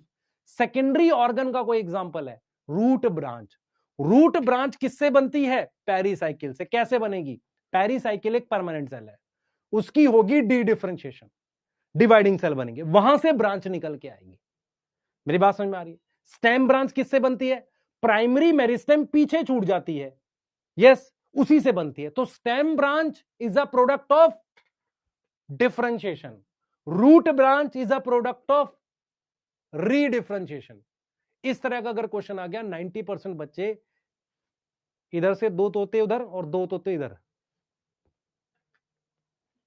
Yes.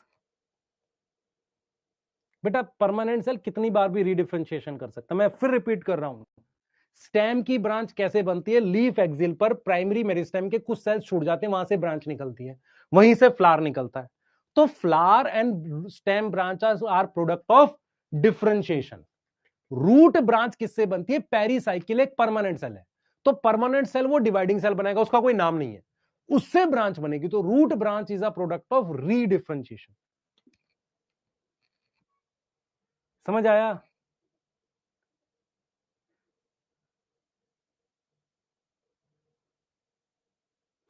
आपने अगर एनाटॉमी, यस, मैं फिर रिपीट करूंगा, अगर आपको ध्यान से समझ में आए ना आए, एक बार फिर से रिपीट करते हैं। कुछ बच्चे हैं हमारे पास, ये देखो, याद है आपको, यहां पर डिवाइडिंग सेल्स हैं, तो ये तो क्या बना रहे हैं? लीफ बना रहे हैं। कुछ डिवाइडिंग सेल यहां छूट जाते हैं जो बाद में ब्रांच बनाते हैं। तो मेरे पास ये कौन सी मेरिस्टेम है? Primary meristem.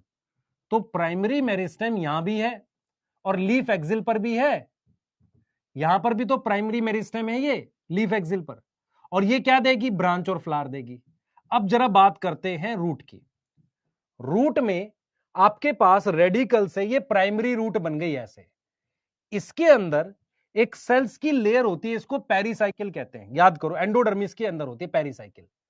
अब इस पेरिसाइकिल के सेल कैसे हैं? परमानेंट है।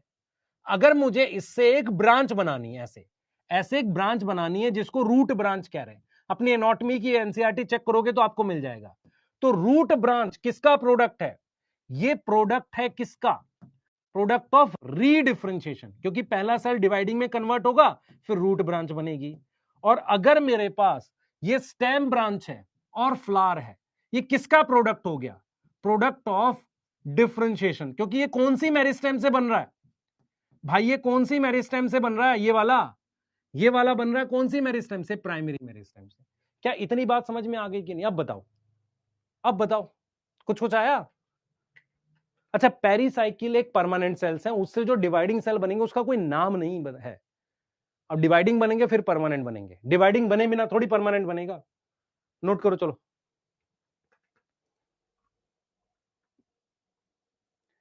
यस, एनाटॉमी से लिंक लगता है, एनाटॉमी से लिंक लगता नहीं है, ये वाला टॉपिक लिंक क्या लगता है?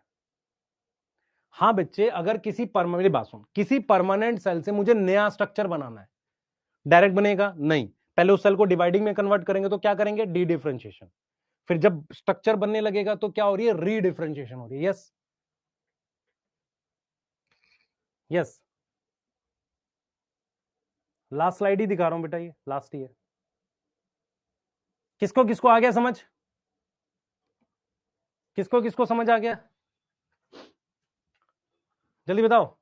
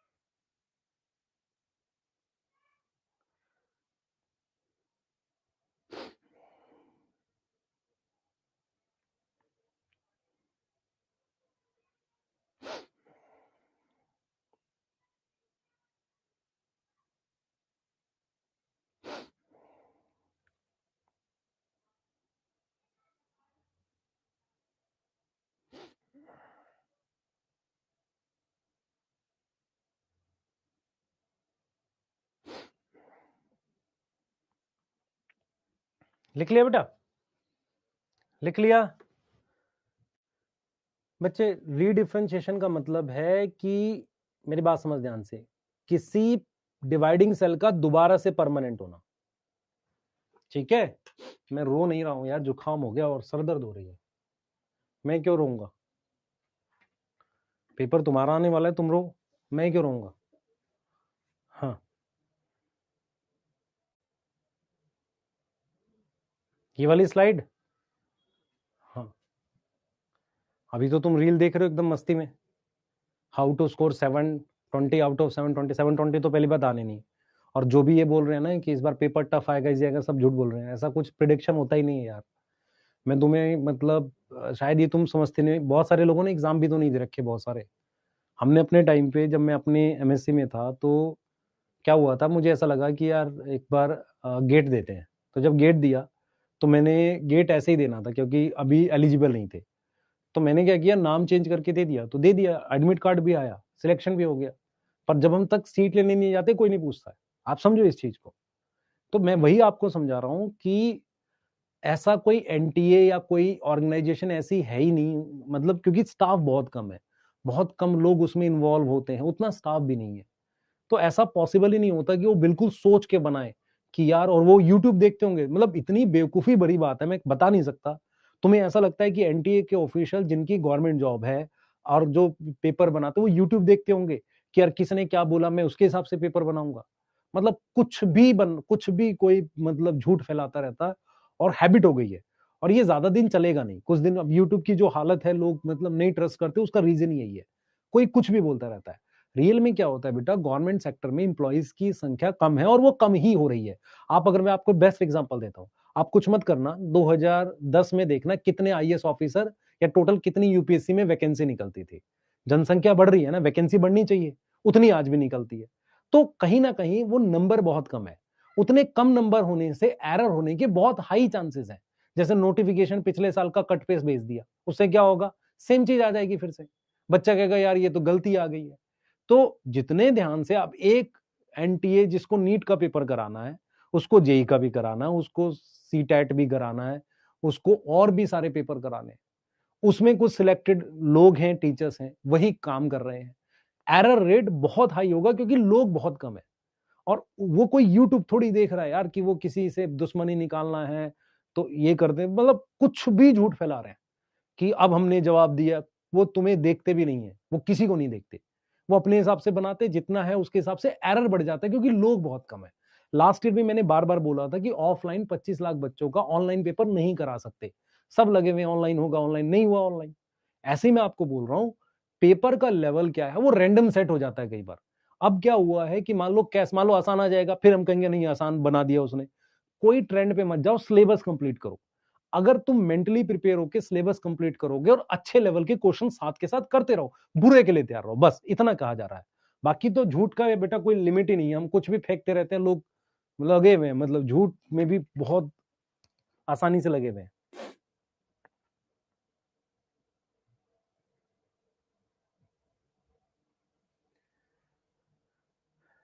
बेटा रूट ब्रांच रीडिफरेंशिएशन से बन रहा है, यस। बेटा स्टेम ब्रांच में मैं तेरे से एक सवाल पूछता हूं, स्टेम ब्रांच में कौन सी मेरिस्टेम है, प्राइमरी मेरिस्टेम है जो ब्रांच बना रही है? तो वो किसका प्रोडक्ट हो गया, डिफरेंशिएशन का, प्राइमरी मेरिस्टेम। यहां पर ये परमानेंट सेल दोबारा से डिवाइडिंग हुआ है, इसलिए ये रीडिफरेंशिएशन का प्रोडक्ट है। आ गया समझ? जल्दी बताओ, ठीक है। हाँ, टेंशन मत लिया करो, इतनी वीडियोस, इतना कोई कह रहा है कि नहीं एनटीए ने दुश्मनी निकाल दी हमसे, हमने बोला था, अरे नहीं बोला भाई, तुमको जानता भी नहीं। एनटीए एनटीए एक ऑर्गेनाइजेशन है, गवर्नमेंट ऑफिसर्स हैं, कुछ गवर्नमेंट टीचर्स वगैरह होंगे, मिलके पेपर बना रहे हैं, एरर होने के बहुत हाई चांसेस है, स्टाफ बहुत कम है। और मैं ये चीज आपको इसलिए भी बोल रहा हूँ कि ये तो अभी ऑनलाइन होता है, हमारे टाइम पे क्या होता था, आप एप्लीकेशन मैनुअली फिल की करके जाती थी, उसके बाद एडमिट कार्ड पोस्ट से आता था।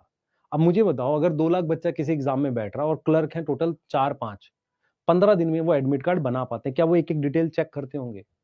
कभी कोई सोचता ही नहीं है, कुछ भी बोले जाते हैं, मतलब कहीं का लिंक कहीं, बस वीडियो बनाने से मतलब है। और बच्चे भी बेवकूफ ही है, उनको ऐसा लगता है कि एनटीए इस बार मुश्किल बनाएगा, या पिछली बार मुश्किल बनाया, इस बार आसान। भाई आप अपना लेवल ठीक रखो पढ़ाई का। अच्छे लेवल के क्वेश्चन साथ के साथ किए जाते हैं, अलग से नहीं किए जाते।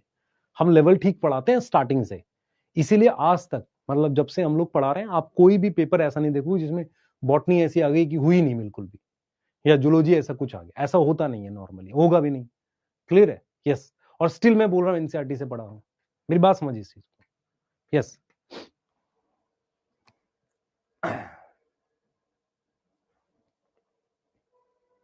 आप अभी आपको समझना पड़ेगा, इंडिया में बच्चे वर्क फोर्स बहुत कम है, बहुत कम है।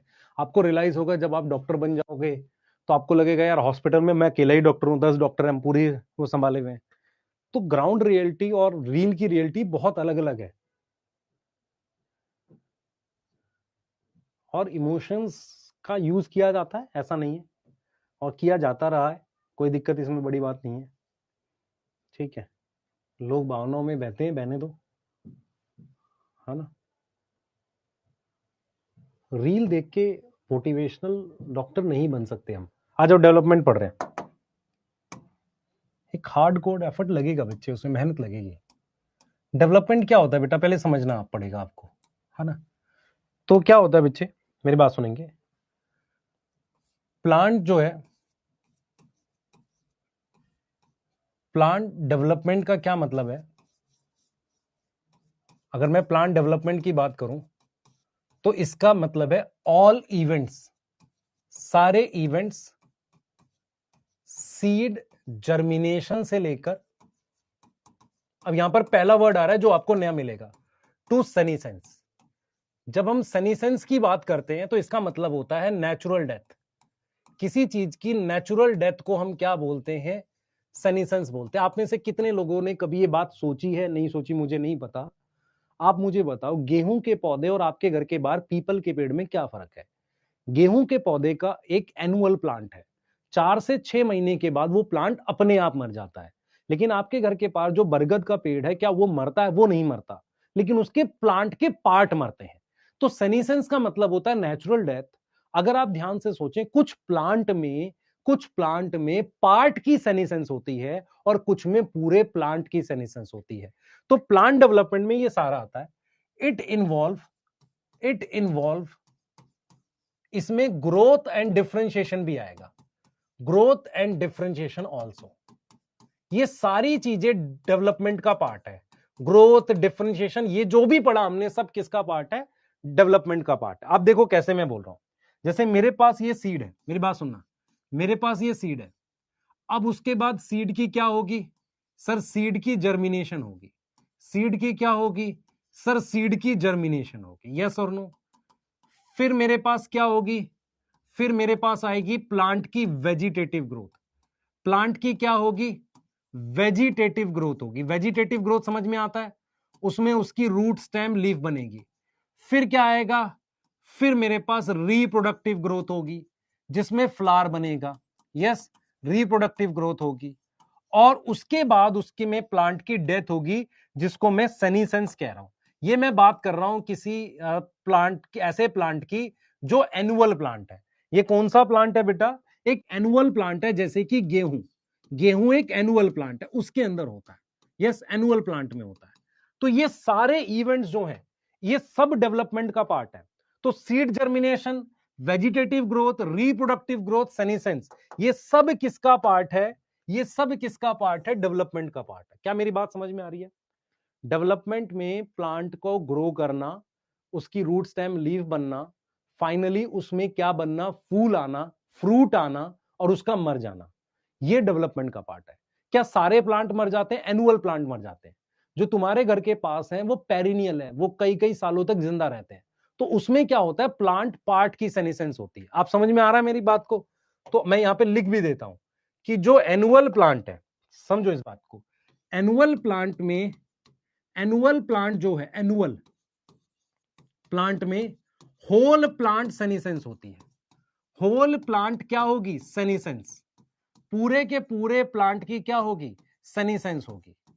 और जो पेरिनियल है, पेरिनियल मतलब कई साल तक जिंदा रहता है, पहले टॉपिक था 12th में, एक और नोट लिख देते हैं। जो पेरिनियल प्लांट है उसमें लीफ गिर जाती है, ब्रांच गिर जाती है। पेरिनियल प्लांट में क्या होगा, प्लांट पार्ट की सनीसेंस होती है। यहां तक कोई दिक्कत है? अगर मैं बात करता हूं डेवलपमेंट ऑफ सेल की, किसी सेल के डेवलपमेंट की बात करता हूं, ये तो प्लांट की डेवलपमेंट है। अगर मैं बात करता हूं किसी सेल के डेवलपमेंट की, तो देखो क्या होगा। सबसे पहले आपके पास ये सेल है, ये सेल है। अब इसमें क्या हो रही है, सेल का साइज बढ़ रहा है, तो इसको क्या लिखेंगे, सेल एनलार्जमेंट। लिखेंगे कि नहीं लिखेंगे बताओ? सेल एनलार्जमेंट हो गया, यस। अब उसके बाद क्या हो गया, इसको हम एक तरह की ग्रोथ लिखते हैं, प्लाज्मेटिक ग्रोथ। तो प्लाज्मेटिक ग्रोथ का मतलब होता है उसका प्रोटोप्लाज्म बढ़ना। फिर क्या हो जाएगा, उसकी डिफरेंशिएशन हो जाएगी। डिफरेंशिएशन के बाद वो कौन सा सेल बन जाएगा बताओ? डिफरेंशिएशन के बाद कौन सा सेल बन जाएगा बताओ? सर मैच्योर सेल बन गया, सही है। अब मैच्योर सेल के बाद उसकी क्या हो जाती है, डेथ हो जाती है, उसे कहते हैं सनीसेंस। सनीसेंस का मतलब डेथ हो गई। अब मुझे बताओ, अगर ये सेल दोबारा डिवाइड कर सकता है? हाँ, ऐसे डिवाइड कर सकता है, सही है। दोबारा भी डिवाइड कर सकता है, डिवाइड अगेन, यस। क्या ये सेल यहां से भी डिवाइड कर सकता है? मैं आपसे पूछ रहा हूं, क्या ये सेल दोबारा से डिवाइड कर सकता है? इसको कहेंगे डी डिफरेंशिएशन। क्या मेरी बात समझ में आ रही है? तो नॉर्मली मैच्योर होने से पहले ऐसा साइज बढ़ के सेल दोबारा डिवाइड कर जाता है। तो ये किसकी डेवलपमेंट है, सेल की। तो सेल की डेवलपमेंट में आप समझो, डेवलपमेंट ऑफ सेल में क्या क्या इंक्लूड हुआ है, include plasmatic growth, differentiation and senescence. क्या मेरी बात समझ में आई है कि नहीं, पहले ही बता दो। ये टॉपिक समझ में आया कि नहीं आया बताओ? उनका सनीसेंस पहले हो जाता है बच्चे। नीमो वो रिडक्शन बायोलॉजी का क्वेश्चन इसलिए दिया कि उनको ऐसा था कि एनसीईआरटी से, मैं आपको एक चीज बताता हूं, हमेशा ना आप बल्क की पढ़ाई पे ध्यान दिया करो। जैसे रिडक्शनल बायोलॉजिस्ट जो है, उसका मान लो आप क्वेश्चन छोड़ भी देते तो कट ऑफ पे बहुत बड़ा इंपैक्ट नहीं आता। पर दिक्कत क्या है, मैं उस एक क्वेश्चन को लेके आपको उल्टी सीधी चीजें कराने लगूं, ये गलत है। मेरी बात समझ ध्यान से। जैसे आपने देखा है, शायद एड देखी होंगी, हम ये कह रहे हैं कि हॉर्लिक्स में विटामिन और मिनरल्स हैं।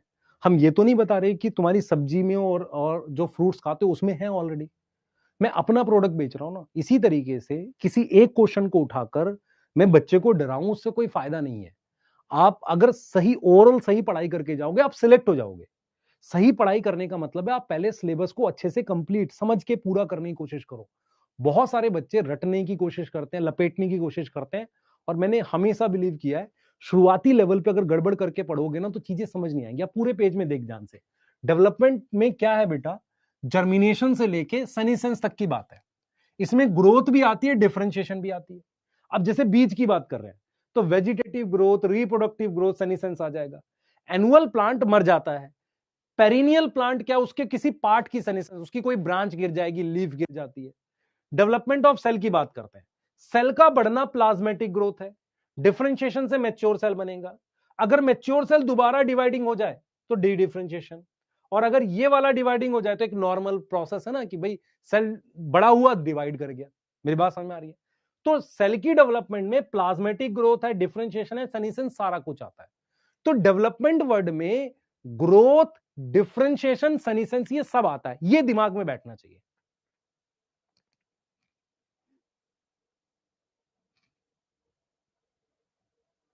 बेटा फिजा, अगर क्लास के बाद नींद आती है तो थोड़ी देर मुझे पावर नैप लेना चाहिए। मान लो क्लास के तुरंत बाद मुझे नींद आ रही है तो मैंने जल्दी जल्दी खाया और मैं आधा घंटा सो गया। आधा घंटा, 2 घंटे नहीं सोना कि आप ऐसे सो गए कि जैसे मान लो कोई जानवर सो गया उसको मार के उठाना पड़ रहा है, वैसे नहीं।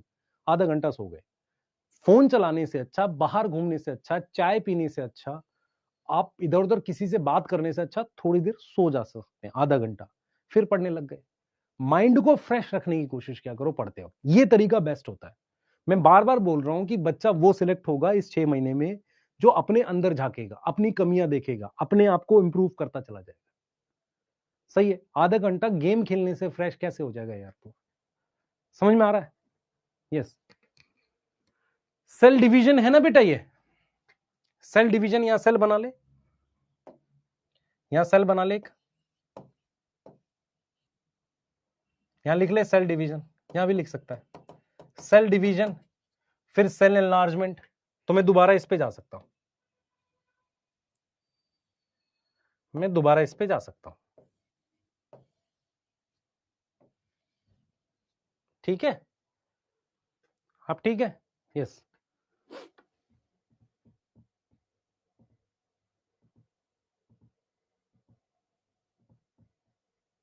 ठीक है, हाँ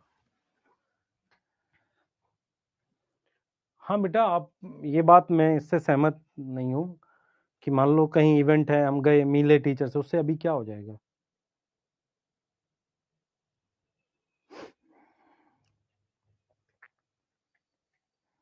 अभी मत मिलो किसी से, अभी खुद से मिलो, है ना? प्लाज्मेटिक ग्रोथ का मतलब है, देख बच्चे, सेल बढ़ना। सेल कब बढ़ेगा? जब इंक्रीज इन क्या होगा? प्रोटोप्लाज्म। लिख भी देता हूं, इंक्रीज इन प्रोटोप्लाज्म होगा तो कौन सी ग्रोथ हो रही है? प्लाज्मेटिक ग्रोथ हो रही है। ये डायग्राम तुम्हारी एनसीईआरटी में ये दिया हुआ, ये देख, ये वाला डायग्राम समझ में आ रहा है कि तुम्हारे पास डिवाइडिंग सेल है, उसकी प्लाज्मेटिक ग्रोथ हो रही है, डिफरेंशिएशन हो रही है, ऐसा है। वो दोबारा डिवाइड कर सकता है, देख, प्लाज्मेटिक ग्रोथ के बाद वो दोबारा डिवाइड कर सकता है, हाँ सर कर सकता है ना? एलोंगेशन हो रही है। फिर मेरे पास कैसा सेल बन गया? Mature cell. अब मैच्योर सेल की फिर क्या हो रही है? डेथ हो रही है। मैच्योर सेल अगर दोबारा डिवाइड होगा तो उसको क्या बोलेंगे? D differentiation. यस और नो? ये दे नहीं रखा। तो प्लाज्मेटिक ग्रोथ का मतलब होता है एक्सपेंशन। उसके बाद सेल क्या हो गया? मैच्योर हो गया। ये डायग्राम है। और जब हम प्लांट की बात करते हैं तो देखो क्या लिख रहा है, कह रहा है कि सीड जर्मिनेशन से लेकर, ये देख पा रहे हो? देखो, सीड जर्मिनेशन से लेकर सेनिसेंस तक, उसको डेवलपमेंट कहते हैं। आ जाओ, हम एक छोटा सा टॉपिक बता रहा हूं जो डेवलपमेंट का ही पार्ट है, उसको प्लास्टिसिटी कहते हैं, उसको देख लो, फिर आगे चल रहे हैं। यस,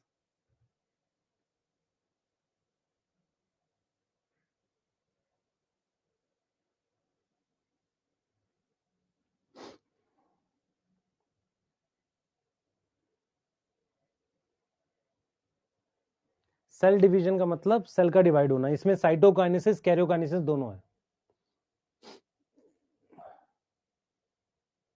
सेनिसेंस लिखा है ना बेटा, नेचुरल डेथ। कोई भी प्लांट के पार्ट की सेनिसेंस हो रही है मतलब नेचुरल डेथ हो रही है। नेचुरल डेथ कैसे होती है? प्लांट मुरझा के मर जाता है। सेनिसेंस का मतलब होता है ग्रो ओल्ड। सेनिसेंस का मतलब होता है बूढ़ा होके मर जाना या बूढ़ा हो जाना।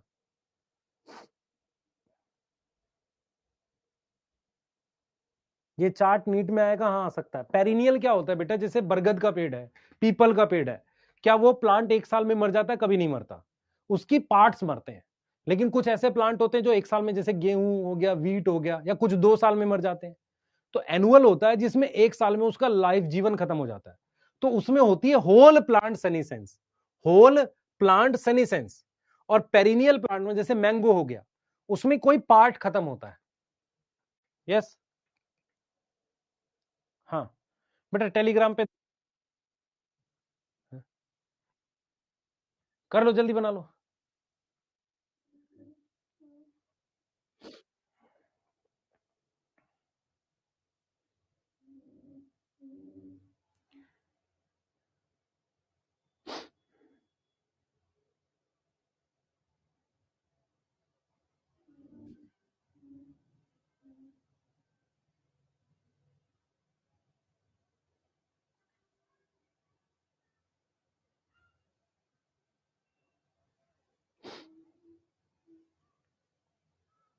लिख लिया? आ जाओ, फटाफट से हम लोग प्लास्टिसिटी कर रहे हैं। ये बहुत इंपॉर्टेंट टॉपिक है, यहां से 2 से 3 बार क्वेश्चन आपको आसानी से मिल जाएगा। देखो प्लास्टिसिटी क्या होता है, मेरी बात समझना। प्लास्टिसिटी को याद करो कि जैसे क्या है कि, जरा बात को समझने की कोशिश करना। आप में से कितने लोगों ने कभी चना वगैरह भिगोया है? चना वगैरह कभी भिगोया आपने? चना, उसमें से एक व्हाइट सा स्ट्रक्चर निकलता है, ठीक है? अब वो जो व्हाइट स्ट्रक्चर निकलता है ना, अगर आप उसको अंधेरे में रख दो तो वो क्या है, लेंथ बढ़ जाती है प्लांट की। प्लांट की क्या है, लेंथ इंक्रीज हो जाती है। चना रखोगे, समझो मैं क्या कह रहा हूं, अगर आप उसको अंधेरे में नहीं रखते, सनलाइट में रखोगे तो बहुत लेंथ नहीं बढ़ती। मैं क्या कह रहा हूं आपको कि हमारे पास मान लो आपने ये चना है, चने का ये व्हाइट पार्ट निकल गया, ये भी चना है, इसका व्हाइट पार्ट निकल गया, इसको आपने लाइट दी तो प्लांट की एक नॉर्मल हाइट बनती है और वो हरा हो जाता है। लेकिन इसको लाइट नहीं दी, बहुत लंबा हो जाता है और सफेद रह जाता है। तो प्लास्टिसिटी का मतलब क्या हुआ, अलग एनवायरमेंट कंडीशन में, मतलब एनवायरमेंट की कंडीशन अलग है, प्लांट डिफरेंट फेज फॉलो कर रहा है या डिफरेंट पैटर्न फॉलो कर रहा है ग्रोथ का। प्लास्टिसिटी का मतलब क्या है बेटा, in different environmental condition, different environmental condition, अलग एनवायरमेंटल कंडीशन में प्लांट क्या करेगा, डिफरेंट। मैं रिपीट करता हूं, मैंने क्या बोला, मैंने ये बोला है आपके पास चना है, ग्राम आपने उसको भिगो दिया, दोनों में व्हाइट कलर का अंकुरित हो गया, निकल आया। एक को आपने रखा लाइट में तो वो हरा हो जाता है थोड़ा ग्रो करके, एक को अंधेरे में रखा तो जब लाइट नहीं मिलती तो वो सफेद रहता है और उसकी लेंथ भी ज्यादा बढ़ जाती है। उसे कहते हैं इटियोलेशन। क्या बोलते हैं, इटियोलेशन। तो इसका मतलब अलग अलग कंडीशन में अलग अलग रिस्पॉन्स किया ना। तो in different environmental condition plant क्या करेगा, plant follow different phase. Plant ने क्या किया, प्लांट ने फॉलो किया, follow different phase, different phases और डिफरेंट पैटर्न ऑफ ग्रोथ। ऐसा कुछ है, ऐसा कुछ उसने फॉलो किया। एग्जाम्पल के लिए हम लिखते हैं इटियोलेशन। फर्स्ट हम लिखते हैं इटियोलेशन। इटियोलेशन क्या होता है बेटा, कि जो जर्मिनेटेड ग्राम सीड है, जो जर्मिनेटेड ग्राम, ग्राम मतलब चना, उसका सीड है, अगर उसको डार्क में रखेंगे, केप्ट इन डार्क, तो वो कैसा रह जाएगा, सफेद रह जाएगा, उसमें क्लोरोफिल डेवलप नहीं हो रहेगा, तो वो व्हाइट रहेगा और शूट की लेंथ ज्यादा होगी। शूट की क्या होगी, लेंथ, लाइट खोज रहा है वो, लेंथ इंक्रीज हो जाएगी। और अगर उसको कैप्ट करेंगे लाइट में तो उसमें क्या होगा, क्लोरोफिल डेवलप होगा और नॉर्मल लेंथ होगी। मेरी बात सुनो, कुछ बच्चों को ऐसा लगता है कि अगर लंबाई बढ़ रही है तो फायदे की चीज, बेटा लंबाई बढ़ेगा प्लांट ऐसे गिर के मर जाएगा। इसीलिए क्या होता है, जब बीज जर्मिनेट करता है तो प्लांट को लाइट मिलनी चाहिए, नहीं तो वो क्या करता है और हाइट निकालता है ताकि उसको लाइट मिलने लगे। तो इटियोलेशन का मतलब होता है, ध्यान सुनेंगे, व्हाट इज इटियोलेशन। इटियोलेशन का मतलब होता है जर्मिनेटेड सीड को किस में रखना, रात में रखना। उससे क्या होता है, उससे व्हाट इज इटियोलेशन, इटियोलेशन का मतलब होता है जर्मिनेटेड सीड को किस में रखना, kept in darkness, kept in darkness. तो क्या उसने अलग कंडीशन में अलग रूट अपनाया, अलग कंडीशन में अलग रूट अपनाया, उसे कहते हैं प्लास्टिसिटी। तो प्लास्टिसिटी का एग्जाम्पल है ये। यस, मेरी बात समझ में आ रही है। नो वीडियो एंड ऑडियो, पिटाई खाएगा। हाँ,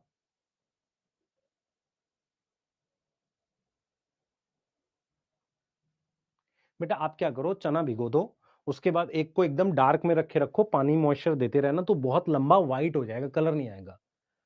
तो इटियोलेटेड सीड जो है उसमें क्लोरोफिल डेवलप नहीं करता। क्लोरोफिल डेवलप करने के लिए लाइट पड़ना बहुत जरूरी होती है। दूसरा एग्जांपल है हेट्रोफिली। हेट्रोफिली क्या होता है बेटा, दो टाइप की लीफ।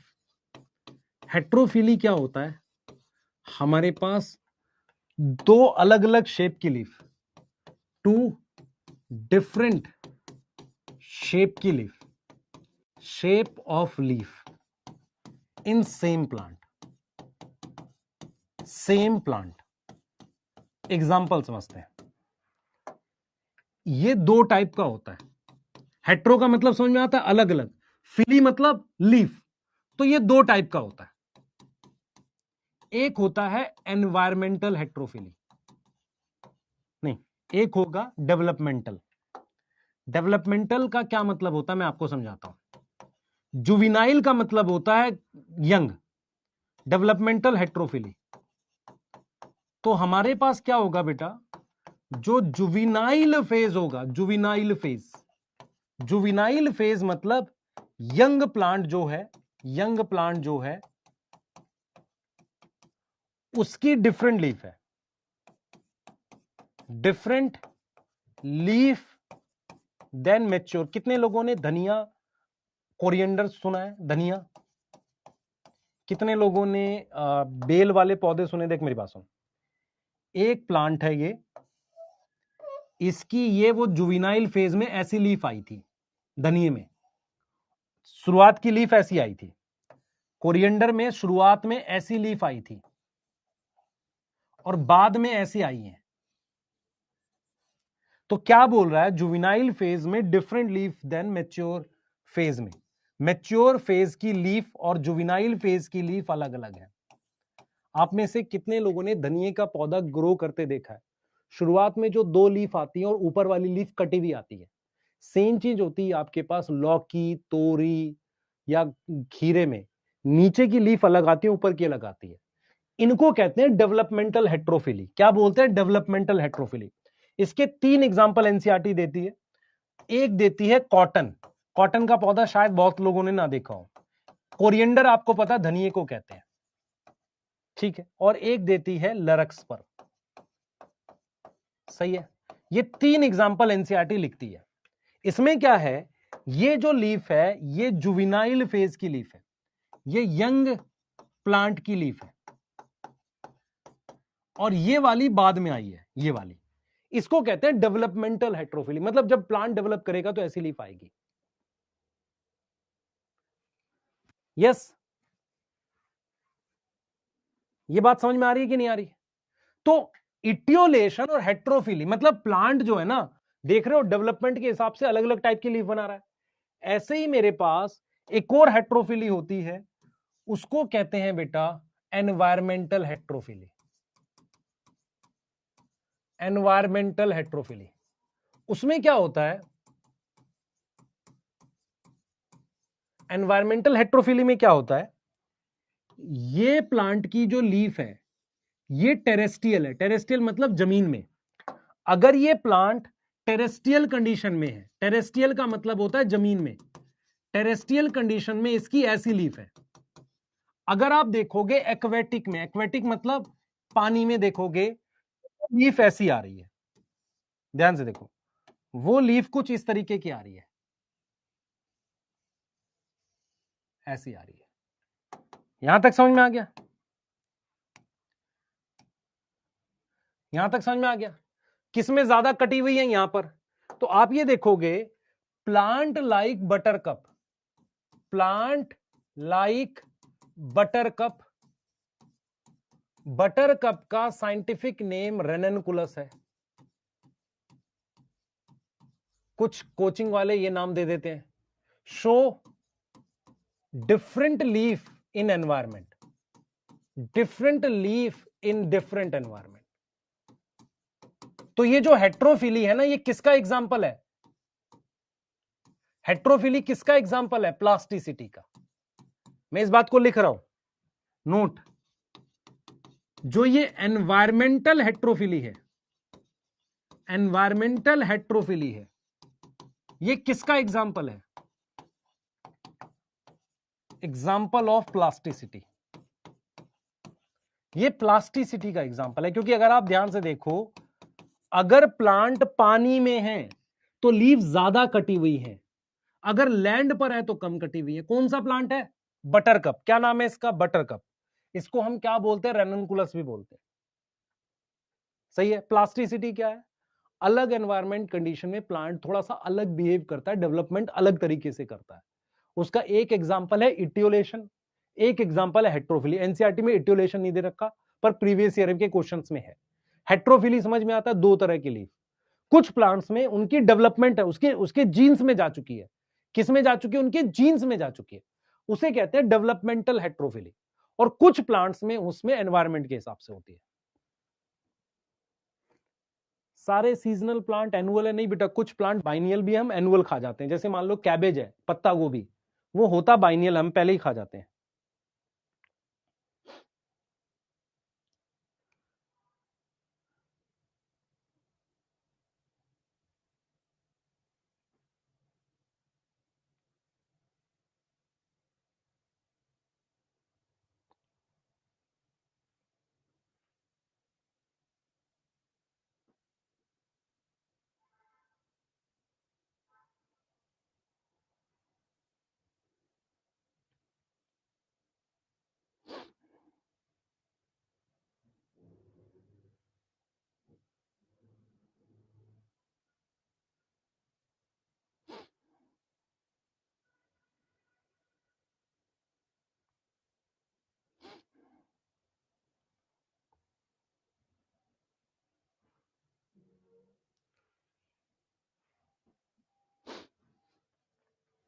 कर लिया बेटा,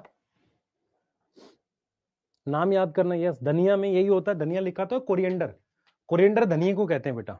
आपको नहीं पता तो मैं हिंदी में लिख देता हूं, कोरिएंडर धनिया को कहते हैं। उसके अलावा, धनिया के अलावा आपने लौकी, तोरी, उसमें भी यही मिलता है। यस, लौकी तोरी में भी यही मिलता है। ये वाला लिख लो आप, only environmental is example of plasticity. Yes,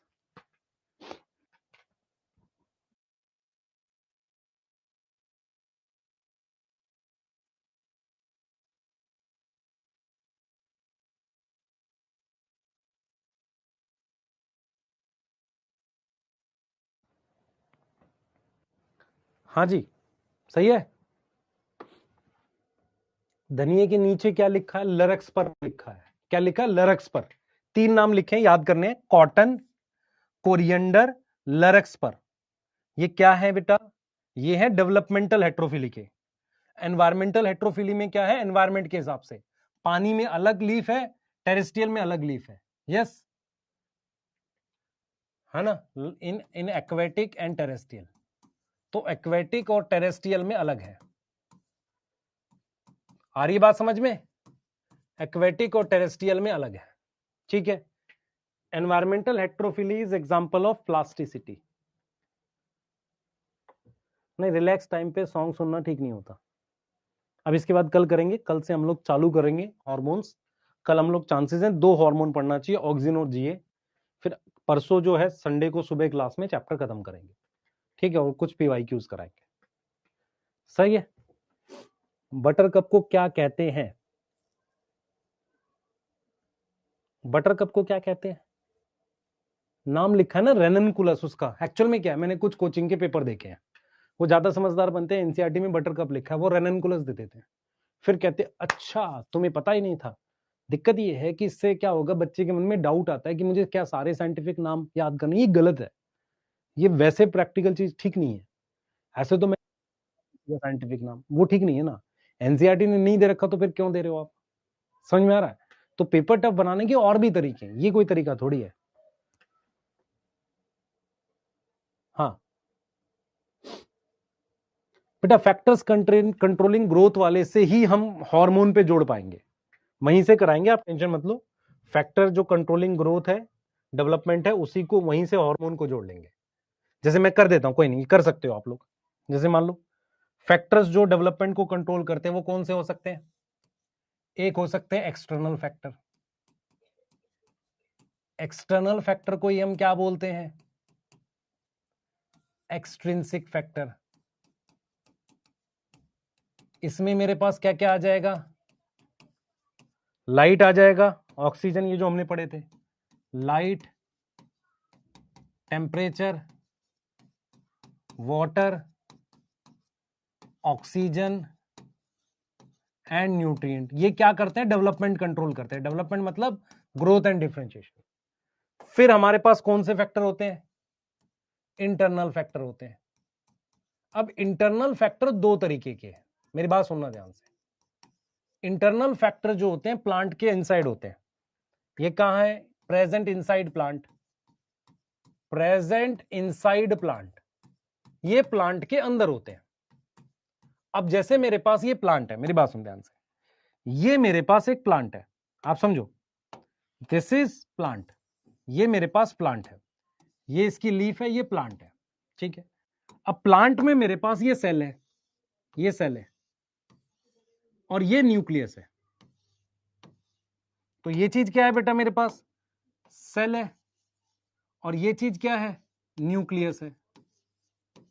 अब इंटरनल फैक्टर दो टाइप के हैं, दो टाइप के हैं। ए है इंट्रा सेलुलर, इंट्रा सेलुलर का मतलब इनसाइड सेल, कहां होगा, इनसाइड न्यूक्लियस। जीन की बात कर रहे हैं भाई, जैसे मान लो घास का पौधा कितना ग्रो करेगा वो किस पे डिपेंड करता है, जीन्स पे डिपेंड करता है, जीन्स मतलब डीएनए पे डिपेंड करता है। तो एक फैक्टर यहां है, ये वाले, तो ये वाले कौन से हैं, इंट्रासेलुलर, इंट्रासेलुलर मतलब न्यूक्लियस के अंदर डीएनए वो है। दूसरे हो सकते intercellular, intercellular intrinsic, intrinsic, intercellular intrinsic का क्या मतलब है, यहां पर सेल्स के बीच में केमिकल की फॉर्म में ये रहे, तो ये किसके बीच में होंगे, बिटवीन सेल्स, और इसका एग्जांपल है प्लांट हार्मोन्स। मेरी बात समझ में आ रही है कि नहीं आ रही। इंटरसेलुलर इंट्रिंसिक का मतलब है बिटवीन सेल, सेल्स के बीच में, आप समझो। एक्सटर्नल फैक्टर जिसे एक्सट्रिंसिक कह रहे हैं वो ये हो गए, इंटरनल जिसको हम क्या बोल रहे हैं, इंट्रिंसिक, वो दो तरह के होते हैं। एक होते हैं सेल के अंदर, सेल के अंदर कहां होंगे, न्यूक्लियस के अंदर, वो चीज क्या होगी, डीएनए। दूसरा सेल्स के बीच में कुछ केमिकल्स होते हैं जो कंट्रोल करते हैं, उन केमिकल्स का नाम क्या है, प्लांट हार्मोन्स। यहां से कल हम पढ़ सकते हैं। अब ठीक है, सही है। बटर कप बेटा नेट पर डाल लेना क्या होता है ना, यस, क्लियर है। तो ये प्लांट हार्मोन्स है। तो क्वेश्चन आएगा, plant hormones are extrinsic factor, intrinsic या intrinsic intercellular, intercellular intrinsic. Done है, कल हार्मोन चालू करेंगे। Developmental is not plasticity as such, नहीं, एनवायरमेंटल लेना चाहिए, ठीक है। हाँ, एंड कर रहे हैं बेटा, बाय।